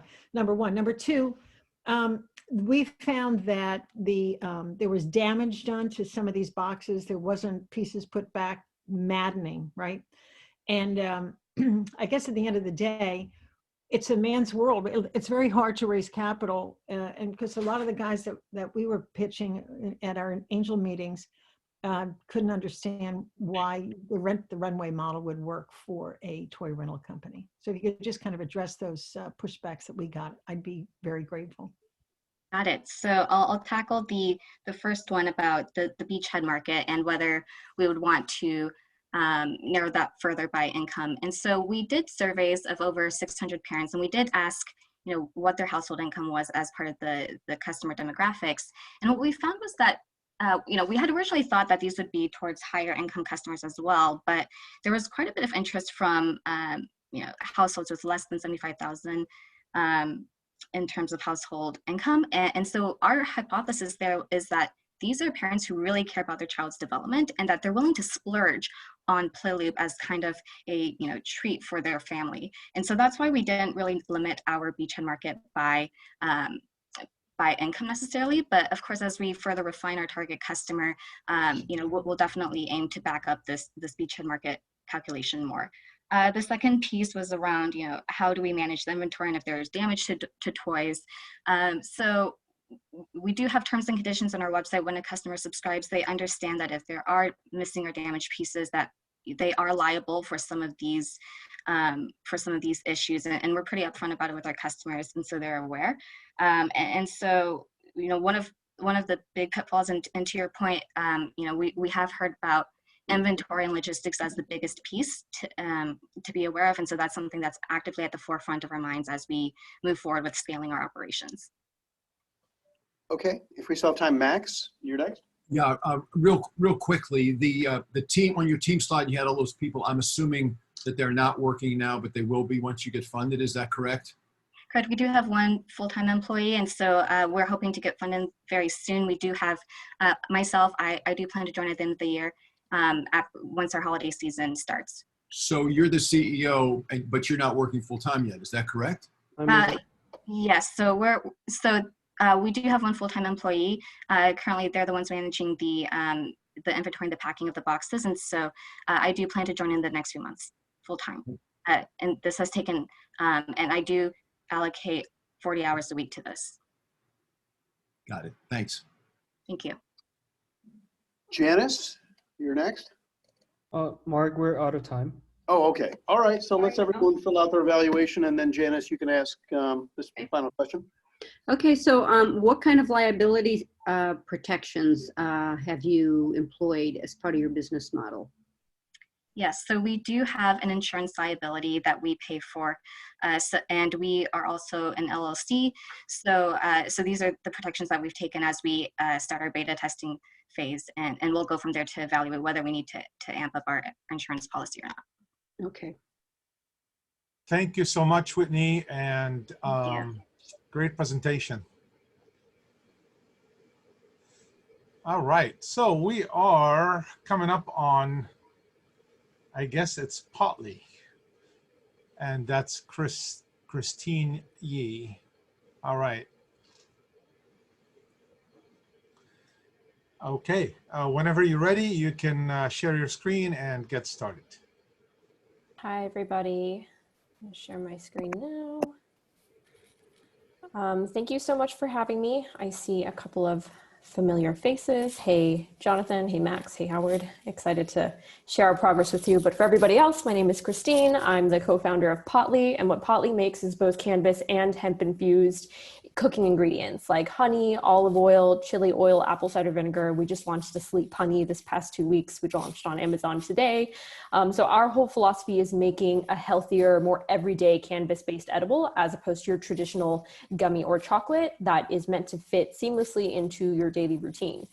My co-founder and I are both, children of Asian immigrants. We grew up in California. And so we very much have this perspective on food that it should be functional and should be treated as medicine. But when we look at the cannabis space 2 years ago when we started, and even today, it's very much saturated by confections and desserts and things that are really meant and imply a recreational use case as opposed to something that can be used microdose daily or just in an overall healthier form factor. And so we create intentional everyday use staples that are infused with the health benefits of cannabis, which can range from helping with pain, anxiety, inflammation. It helps with stress and helps you go to sleep. There's a plethora of health benefits for the everyday user, and we really want to bring them on with Potley.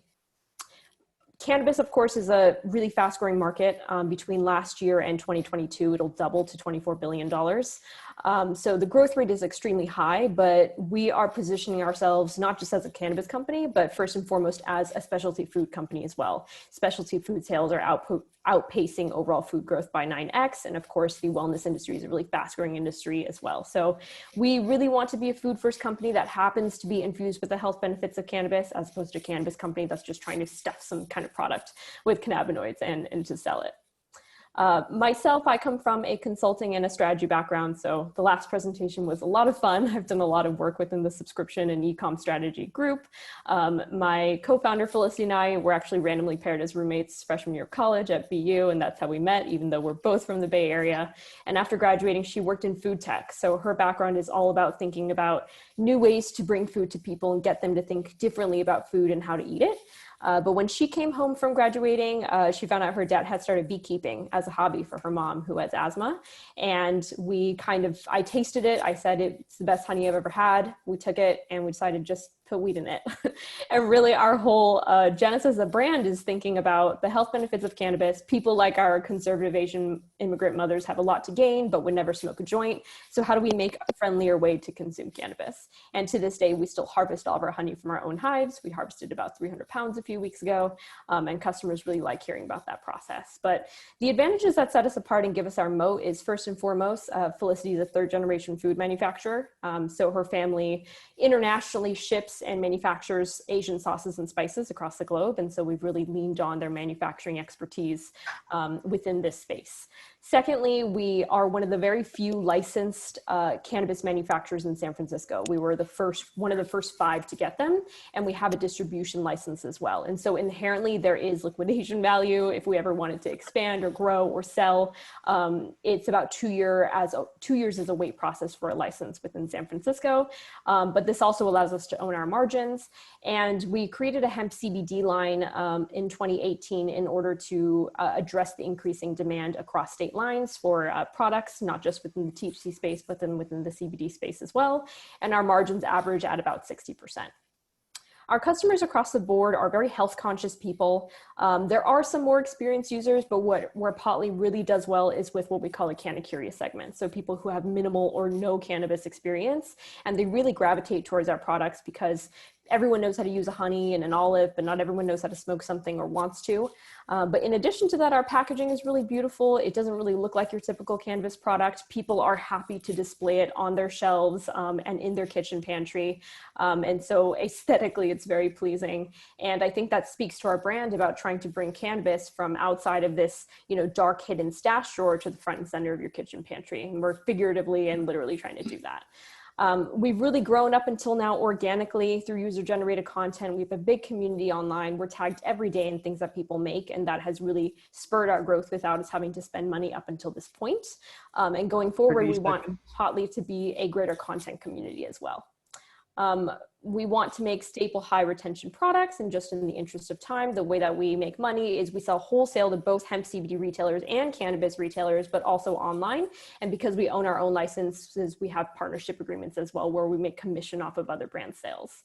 We're doing about $40,000 in revenue to date on a monthly basis. And we've done about $500,000 in revenue to date. Key growth really is focused around growing within other markets and launching on other platforms. So we launched on Amazon today. We launched on Ease, which is the largest delivery network, last week. And we picked up a lot of momentum even within the time of COVID, and especially in the time of COVID, if I might add. We are, it says fully subscribed. We're about 4/5 subscribed of our $1 million seed round. We're raising on a $5 million pre-money note.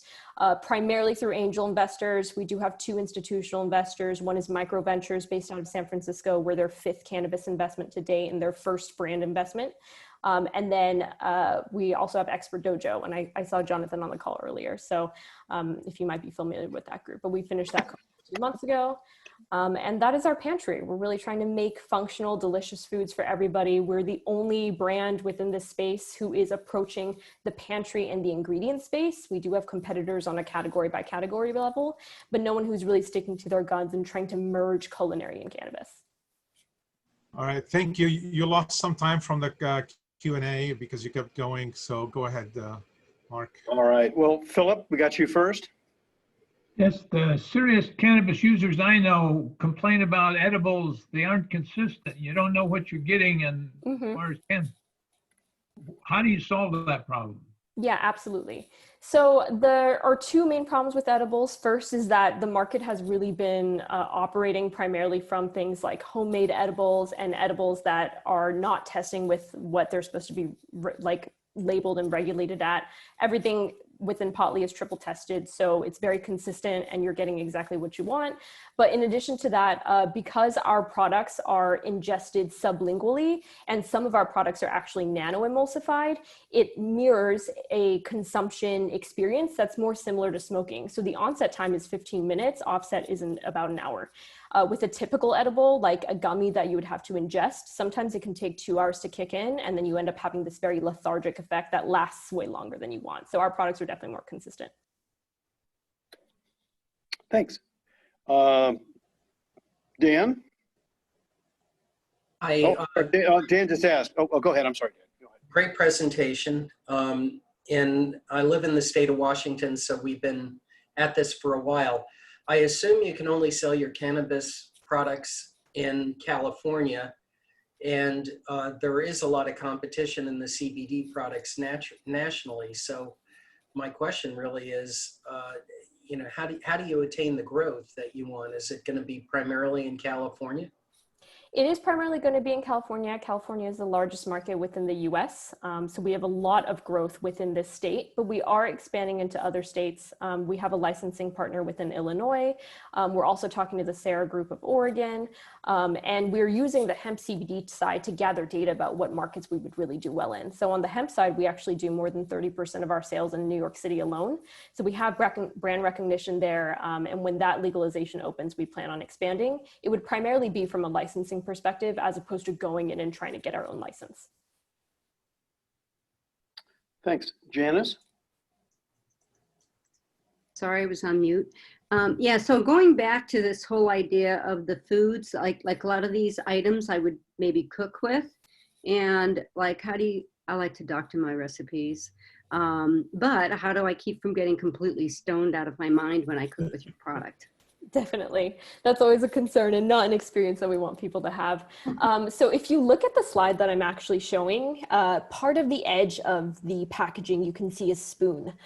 We have very clearly laid out explanations for what a serving size is, how long you should wait for it to kick in.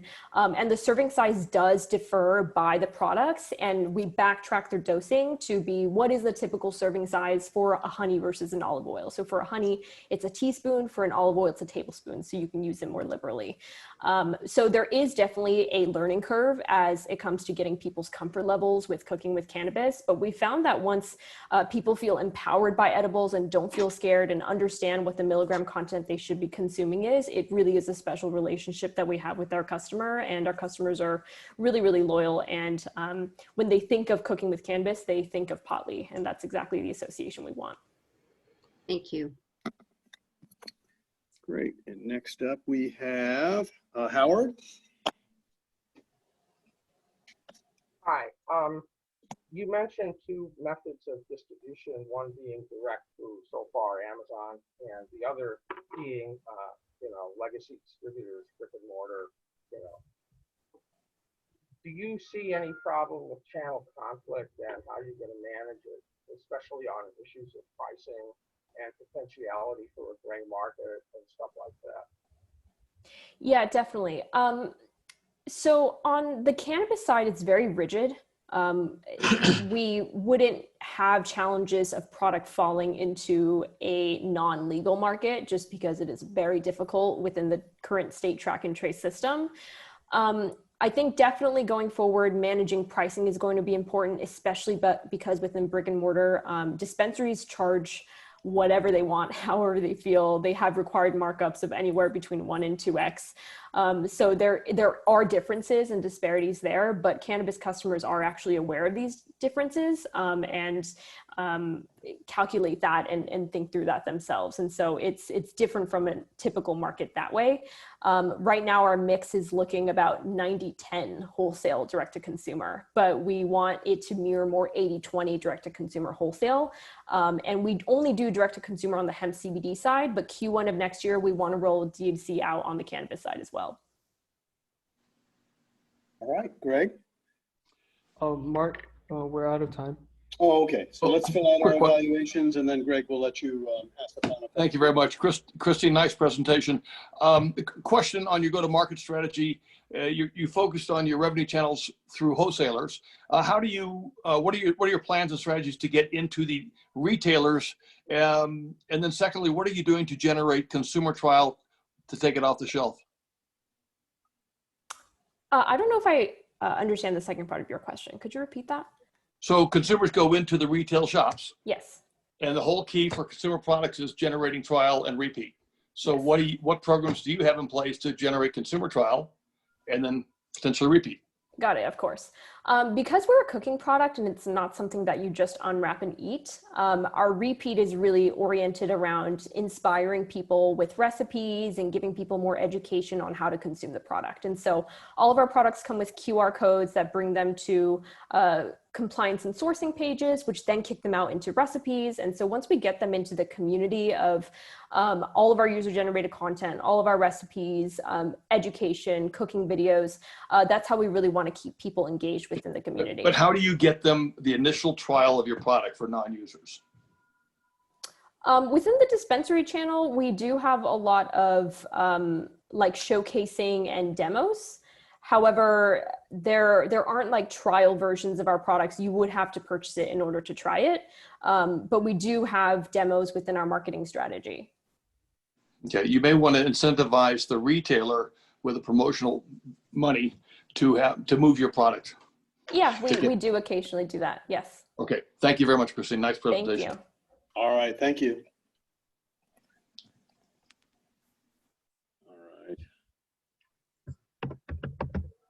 I would say, Greg, just get them stoned. That'll work. Yeah. All right. Who is next? It's a product on the go. Yep. Raise your hand so we can bring you in. Product on the go. Sharon, here we go. All right, Sharon, whenever you're ready, Sharon, you can get started.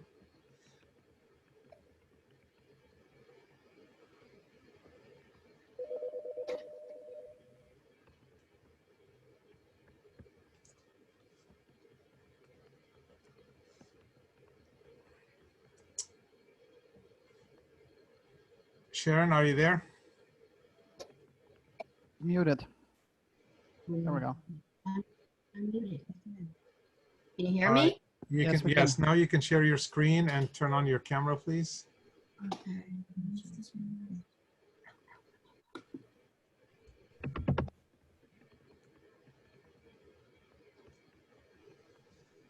Okay, you can share your screen, and when you start speaking, we will start the timer.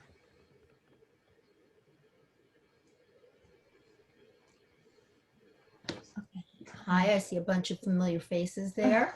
Hi, JJ, Volker. Hello. Everybody here. We're starting. Hi, I'm Dr. Sharon Fried Buckhalter, and I'm the sole We don't owner- see your screen yet, just to let you know. I'm sorry. I'm sorry. Yeah. That's all right. Hold on. There's a green button on the bottom. Click on that. Do you see it? Okay, there we go.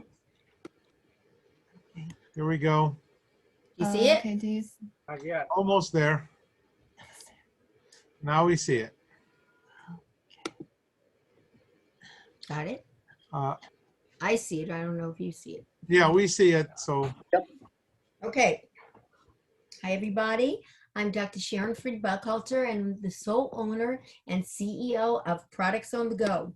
We develop natural and eco-friendly products within the baby and sun care industry markets and provide complete convenience solutions for millennial parents and outdoor enthusiasts.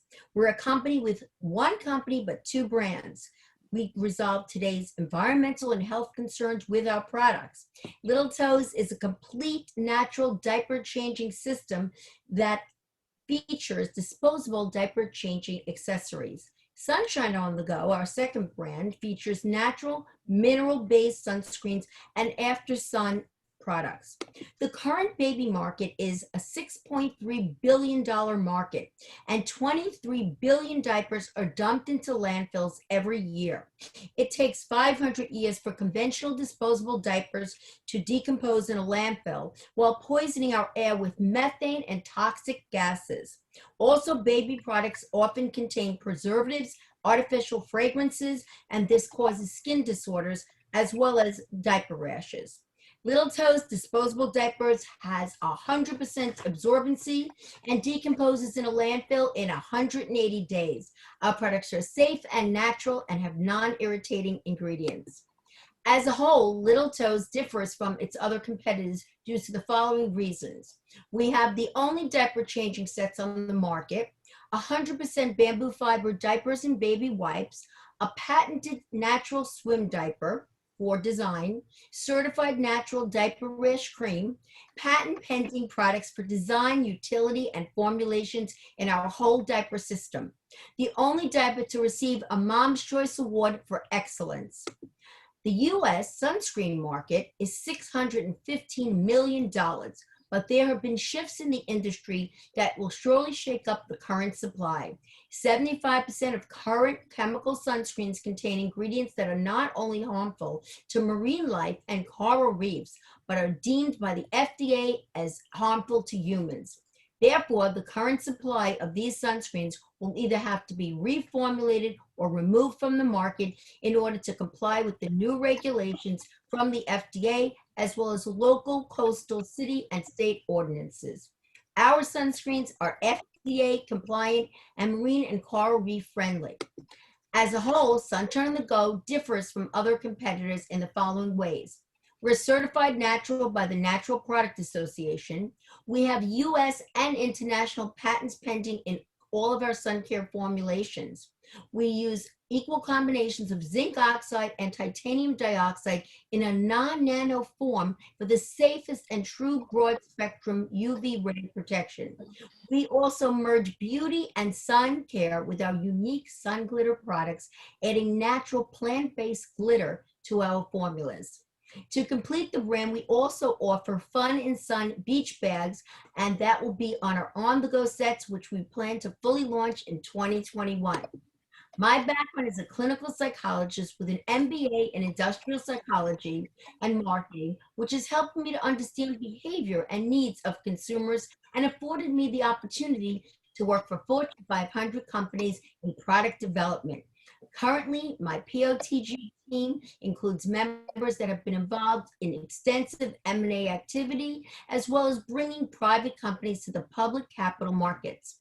Our gross margins are over 50%, as consumers will seek out natural and eco-friendly products and pay a premium for them. Also, our sales and production volume will go down as we increase, and then we will increase our margins and we will improve over time due to production volume. When compared to 2019 year, we have seen 149% growth year to date. This has been due to our second generation of bamboo diapers and wipes and the increase of Amazon sales, partly due to COVID-19. As a result, we forecast gross sales of $388,000 in 2020 to reach $10.4 million in 2020. 30 seconds. POTG is in revenue fueled by sales from Shopify, Amazon, and Spocket, as well as independent drop shippers. Our monthly recurring subscriptions allow us to have recurring revenue. We expect subscriptions to be a great source of recurring revenue, and we also expect to have broader reach through our new affiliate marketing program. We keep production costs low and ensure profit growth by outsourcing all manufacturers to certified facilities in China and US. Both our brands are in the forefront of recent M&A trends, and what drives these trends are safety of products, environment, and e-commerce. I have personally invested $3 million in the company in IP, R&D, inventory, and digital marketing. I'm seeking $1 million in a Series A preferred equity round of 15% of company ownership. POTG is a company on the move. Will you lend a hand and be part of the mission to save babies' bottoms, protect babies' skins, and while saving Mother Earth? Thank you so much for listening. Thank you, Sharon. All right, thank you, Sharon. And our first question is John Harbison. Yes. A great presentation. How much of a price premium for the diapers, and how does it compare in terms of softness, absorbency, retention, no leaks compared to conventional Fantastic question. diapers? I love it. Because we use bamboo fiber, our fiber is round, and as a result, it feels actually different than a regular non-woven. It actually feels like a silk material. And from independent lab tests, we also have proof that our diapers are at 100% absorbency as well. And we are priced competitively.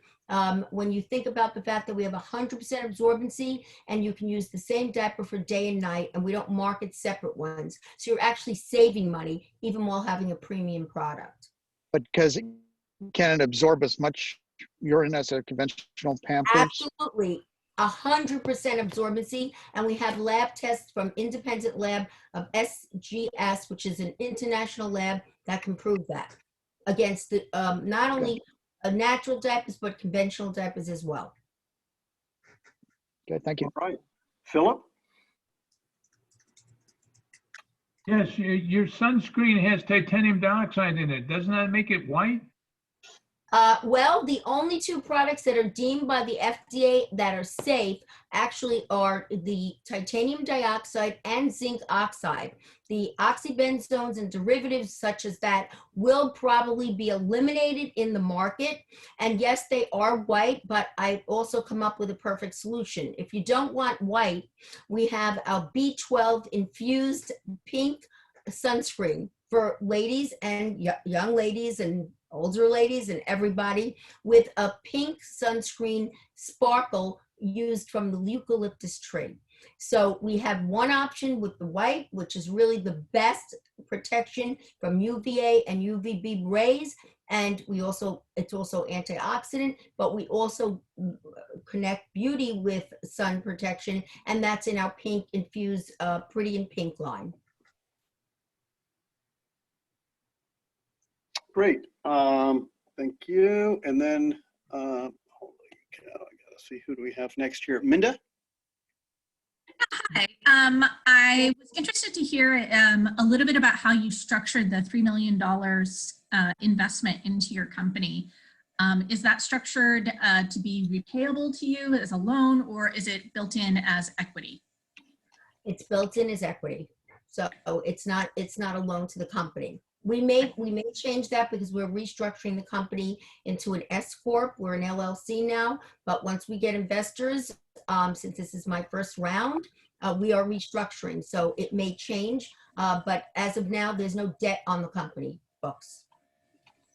Okay, but you're converting into an S Corp, not a C Corp? C Corp, sorry, C Corp. Thank you. Okay, good to know. Thank you. Great. And Greg, you're next. Yes, sure. Nice presentation. You are entering two very big and very competitive segments in terms of baby diaper products and skincare. Question in terms of your go-to-market strategy: are you targeting the retail trade in general or specialty retail trade? And how will you advertise to consumers? It's a very expensive proposition. Okay, that's a great question. We are e-commerce based, but we already have people in the drugstore industry and specialty boutiques, as well as online specialty boutiques for babies that are interested in the company. And we plan on doing a very large 40% of the money that we're asking for will go to aggressive marketing and sales strategies.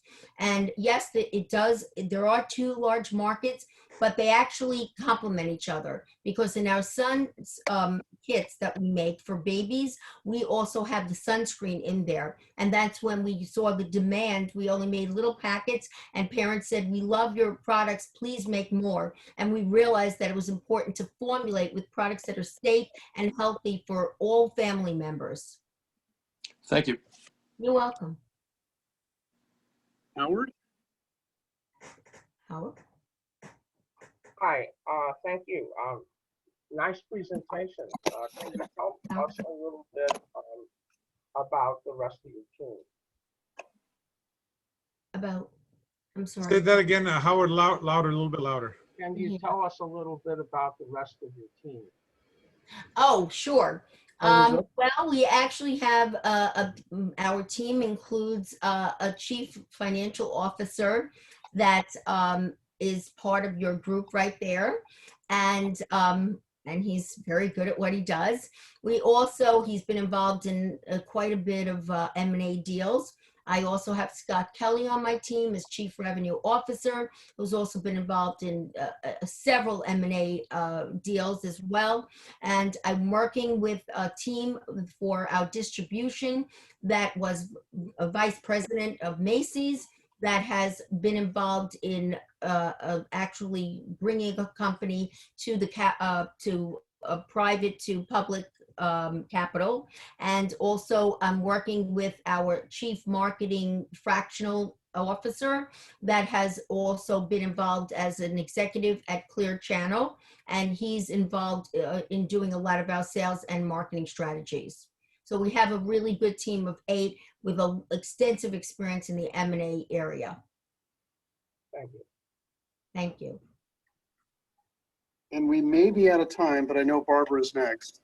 Yeah, we are out of time. So Barbara, make it short. Really short. Everybody, please evaluate. Thank you. Thank you, Barbara. Okay.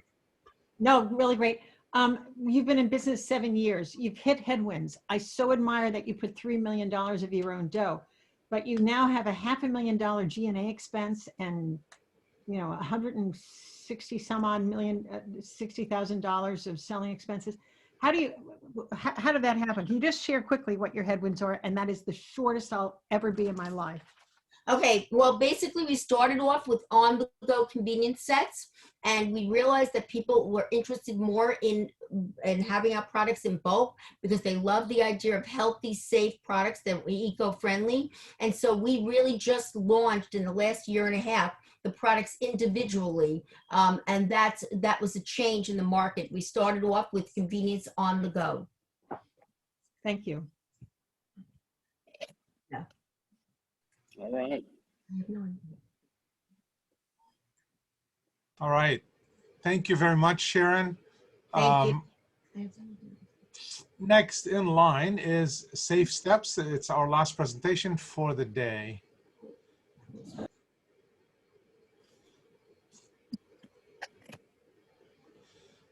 David Smith, you are coming on, so please be ready to present and share your screen.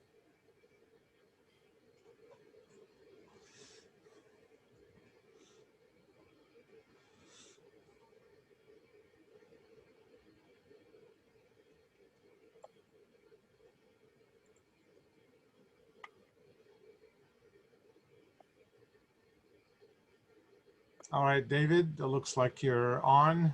You can share your screen whenever you're ready. And you can get started right away, and we will start the timer. See, I'm trying to. Oh, there.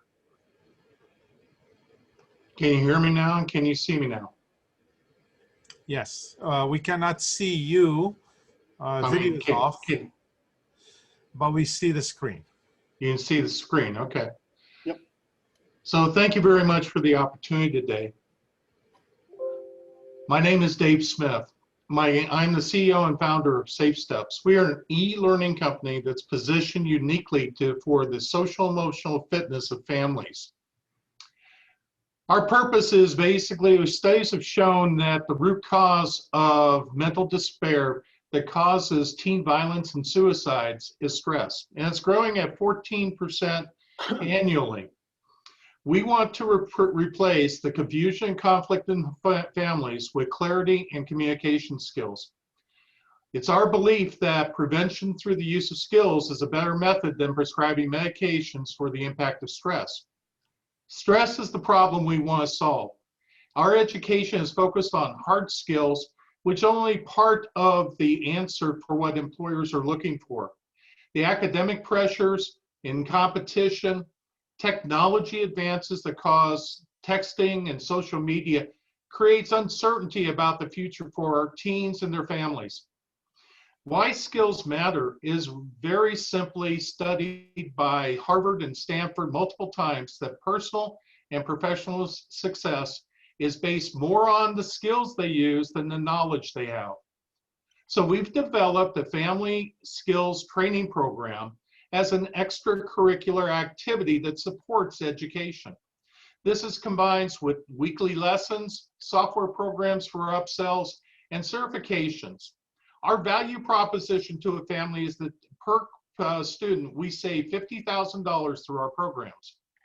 Subscriptions through a SaaS model are monthly at $15 a month, and upsells are less than $1,000. The foundation of our programs is soft skills.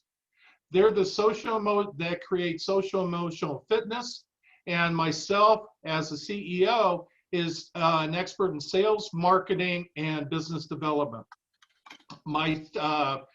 As you can see, my PhD CTO used to work with as director of the space station, and so he's a retired rocket scientist. And my content officer has 3 Emmy Awards. So we have developed a focused strategy for families with teens. It's a perfect storm based upon the distance learning and the isolation that they're feeling already. We believe that prevention, which we have proven, is better than giving medication to control emotions. And parents like more control with their students. As an extracurricular, this enters the market of $14 billion annually being spent. We project our SAM to be at $13.50 per month, an opportunity of over $3 billion, while our initial SOM is $200 million in North County, San Diego. Now, this is a busy slide for competition, but we do have competition. In the e-learning space, companies like lynda.com and Coursera are focused on professionals and college students. Likewise, they have multi-billion-dollar valuations. As far as traditional education, through tutoring and through coaching, you can see that our niche market is now to go to an e-learning area and differentiate ourselves through soft skills. We have created milestones by working with over 2,000 families, producing revenue, and testing a platform that we feel ready to go to market with. Our market strategy is to develop a low CAC at less than $100 and a high LTV of $1,500. We're doing this in collaboration with the National Science Foundation in 2 phases of a study that will take part this year and next year. Having documented our success that we are going to transform into a school district's collaboration, we will then be ready to expand in 2022 to the East and West Coast. Our gross margins exceed 90%. Our income this year will be in excess of $330,000 and will rise to over $4.8 million during the next 3 years. Our seed round is $750 in a convertible note with a cap of $5 million, 20% discounted over the next 2 years. Thank you. All right, well, thank you. And going to our questions, Minda, you got in there first. Quick question about sort of the core expertise of the team as it relates to this opportunity. Who has the expertise in sort of developing the curriculum level content in terms of parent education or research that they have done and are bringing to this in terms of IP? And who has experience selling to school districts? My expertise, I've been working with school districts for 4 years. So I have that expertise. Also, we have educational advisors from the University of Florida, as well as through the SBA that we're working with. So we have those areas that we're working with companies with expertise with parents like Mommy Dearest and other online programs that are helping us. Great, thank you. Great, and the next is Dan. Actually, my question is very similar to that one, a follow-up. It is, I get that you've done a great job in San Diego working with the San Diego Unified School District. How do you intend to reach bigger districts like New York and Chicago and other places? Do you have contacts there already? And do you know of other companies like yours that have succeeded at that? Thank you, Dan. We have already had integration into the East Coast in Delaware, New Jersey, and Maryland. When we are in discussions with school district superintendents there. We also have had previous pilot programs in the Chicagoland area. And we are now, what we've done is we've taken their feedback before we launch into that. Great. Next, I think I had Howard. Yep, Howard, you're next. Hi. Why are you getting such high gross margins? It seems to me that there's quite a bit of cost in the distribution of this, in the generation of it that has to be amortized over the cost of delivering it. Thank you, Howard, for that question. We have made the investment so that we own our IP and our content. And I personally have invested over $300,000. Plus, you can see the revenues from 2016 to 2019 of over $400,000 that have been plowed back into the business. We operated at break even at this time. Didn't answer my question, I guess. What I'm asking about is, why is your cost of goods sold so low? We've already invested in the content and the software that we own. So we do not have any outside expense. So all the consulting that from the University of Florida and so forth, you owe nothing. That's all work for hire. etc. Correct. Okay, no more. Correct. We've made the investment so we could have a low cost of, a high gross margin. And our expansion is only, our cost will be only for the expansion of the company. Do you expect to be able to continue that as you expand the different types of curriculums and different types of specific kind of socioeconomic groups that you're attaching to this? Or do you feel like at some point that's going to go up with scale? We don't project it to go up because we have control of our, we have proprietary content. And what we're doing is that anything that we go outside has to have a value of 5x for us to provide it to any of our clients. So we anticipate in our model, we want to be able to maintain a good cost point for growth, but also profitability throughout the next 5 years.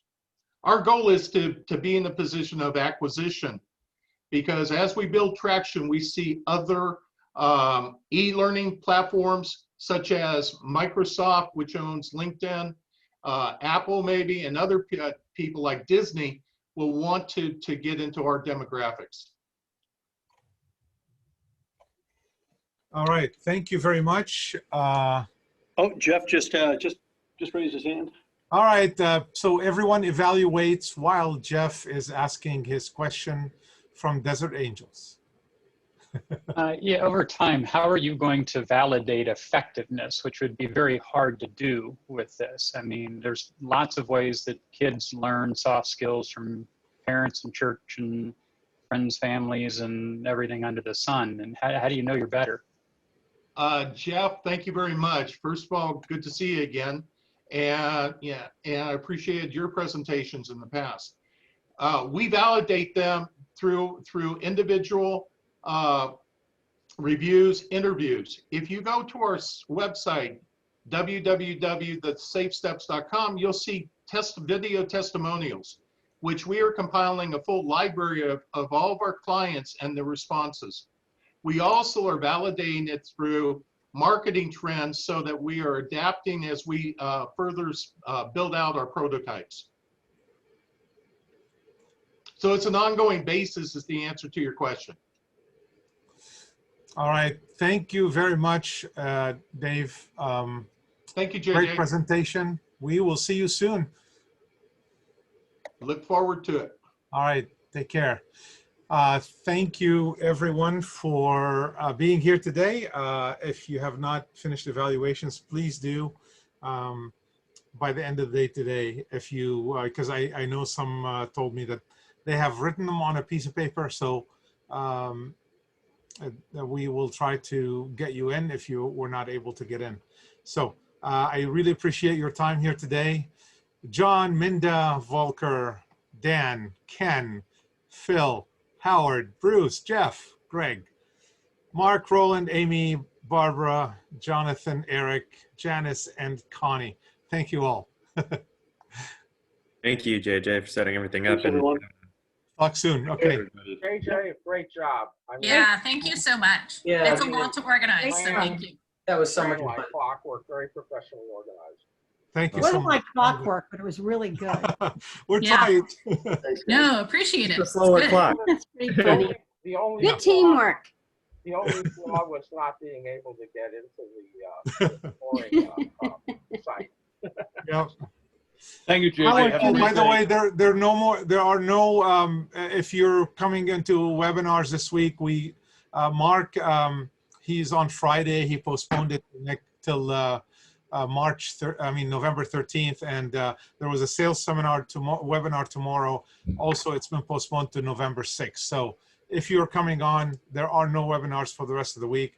They have been postponed. So Howard, Okay. Howard, we can't hear very well your microphone, by the way. Oh, Somebody else was complaining it was too loud. Let me set it. So. Too loud? Okay. That's a Jeff good one. was saying I was blowing him off with blowing him out. Oh, now you're blaming Jeff for your microphone? Fine, That's fine, an I'm interesting happy one. medium here. Mark, thank you very much. All right. Take care, guys. We'll talk soon. Thanks. Bye-bye. Thank you. Testing. Bye. Thank you. Volker, how's this? See you. Bye-bye, Janice. It's still muffled. It's like where we can. It's somehow. How about now? No, Yeah, better. no, yeah, that's better. Howard, it wasn't that. It was there's some kind of a whine. It sounds like a air purifier that's running around or something. What is that? What are you hearing now? Are you hearing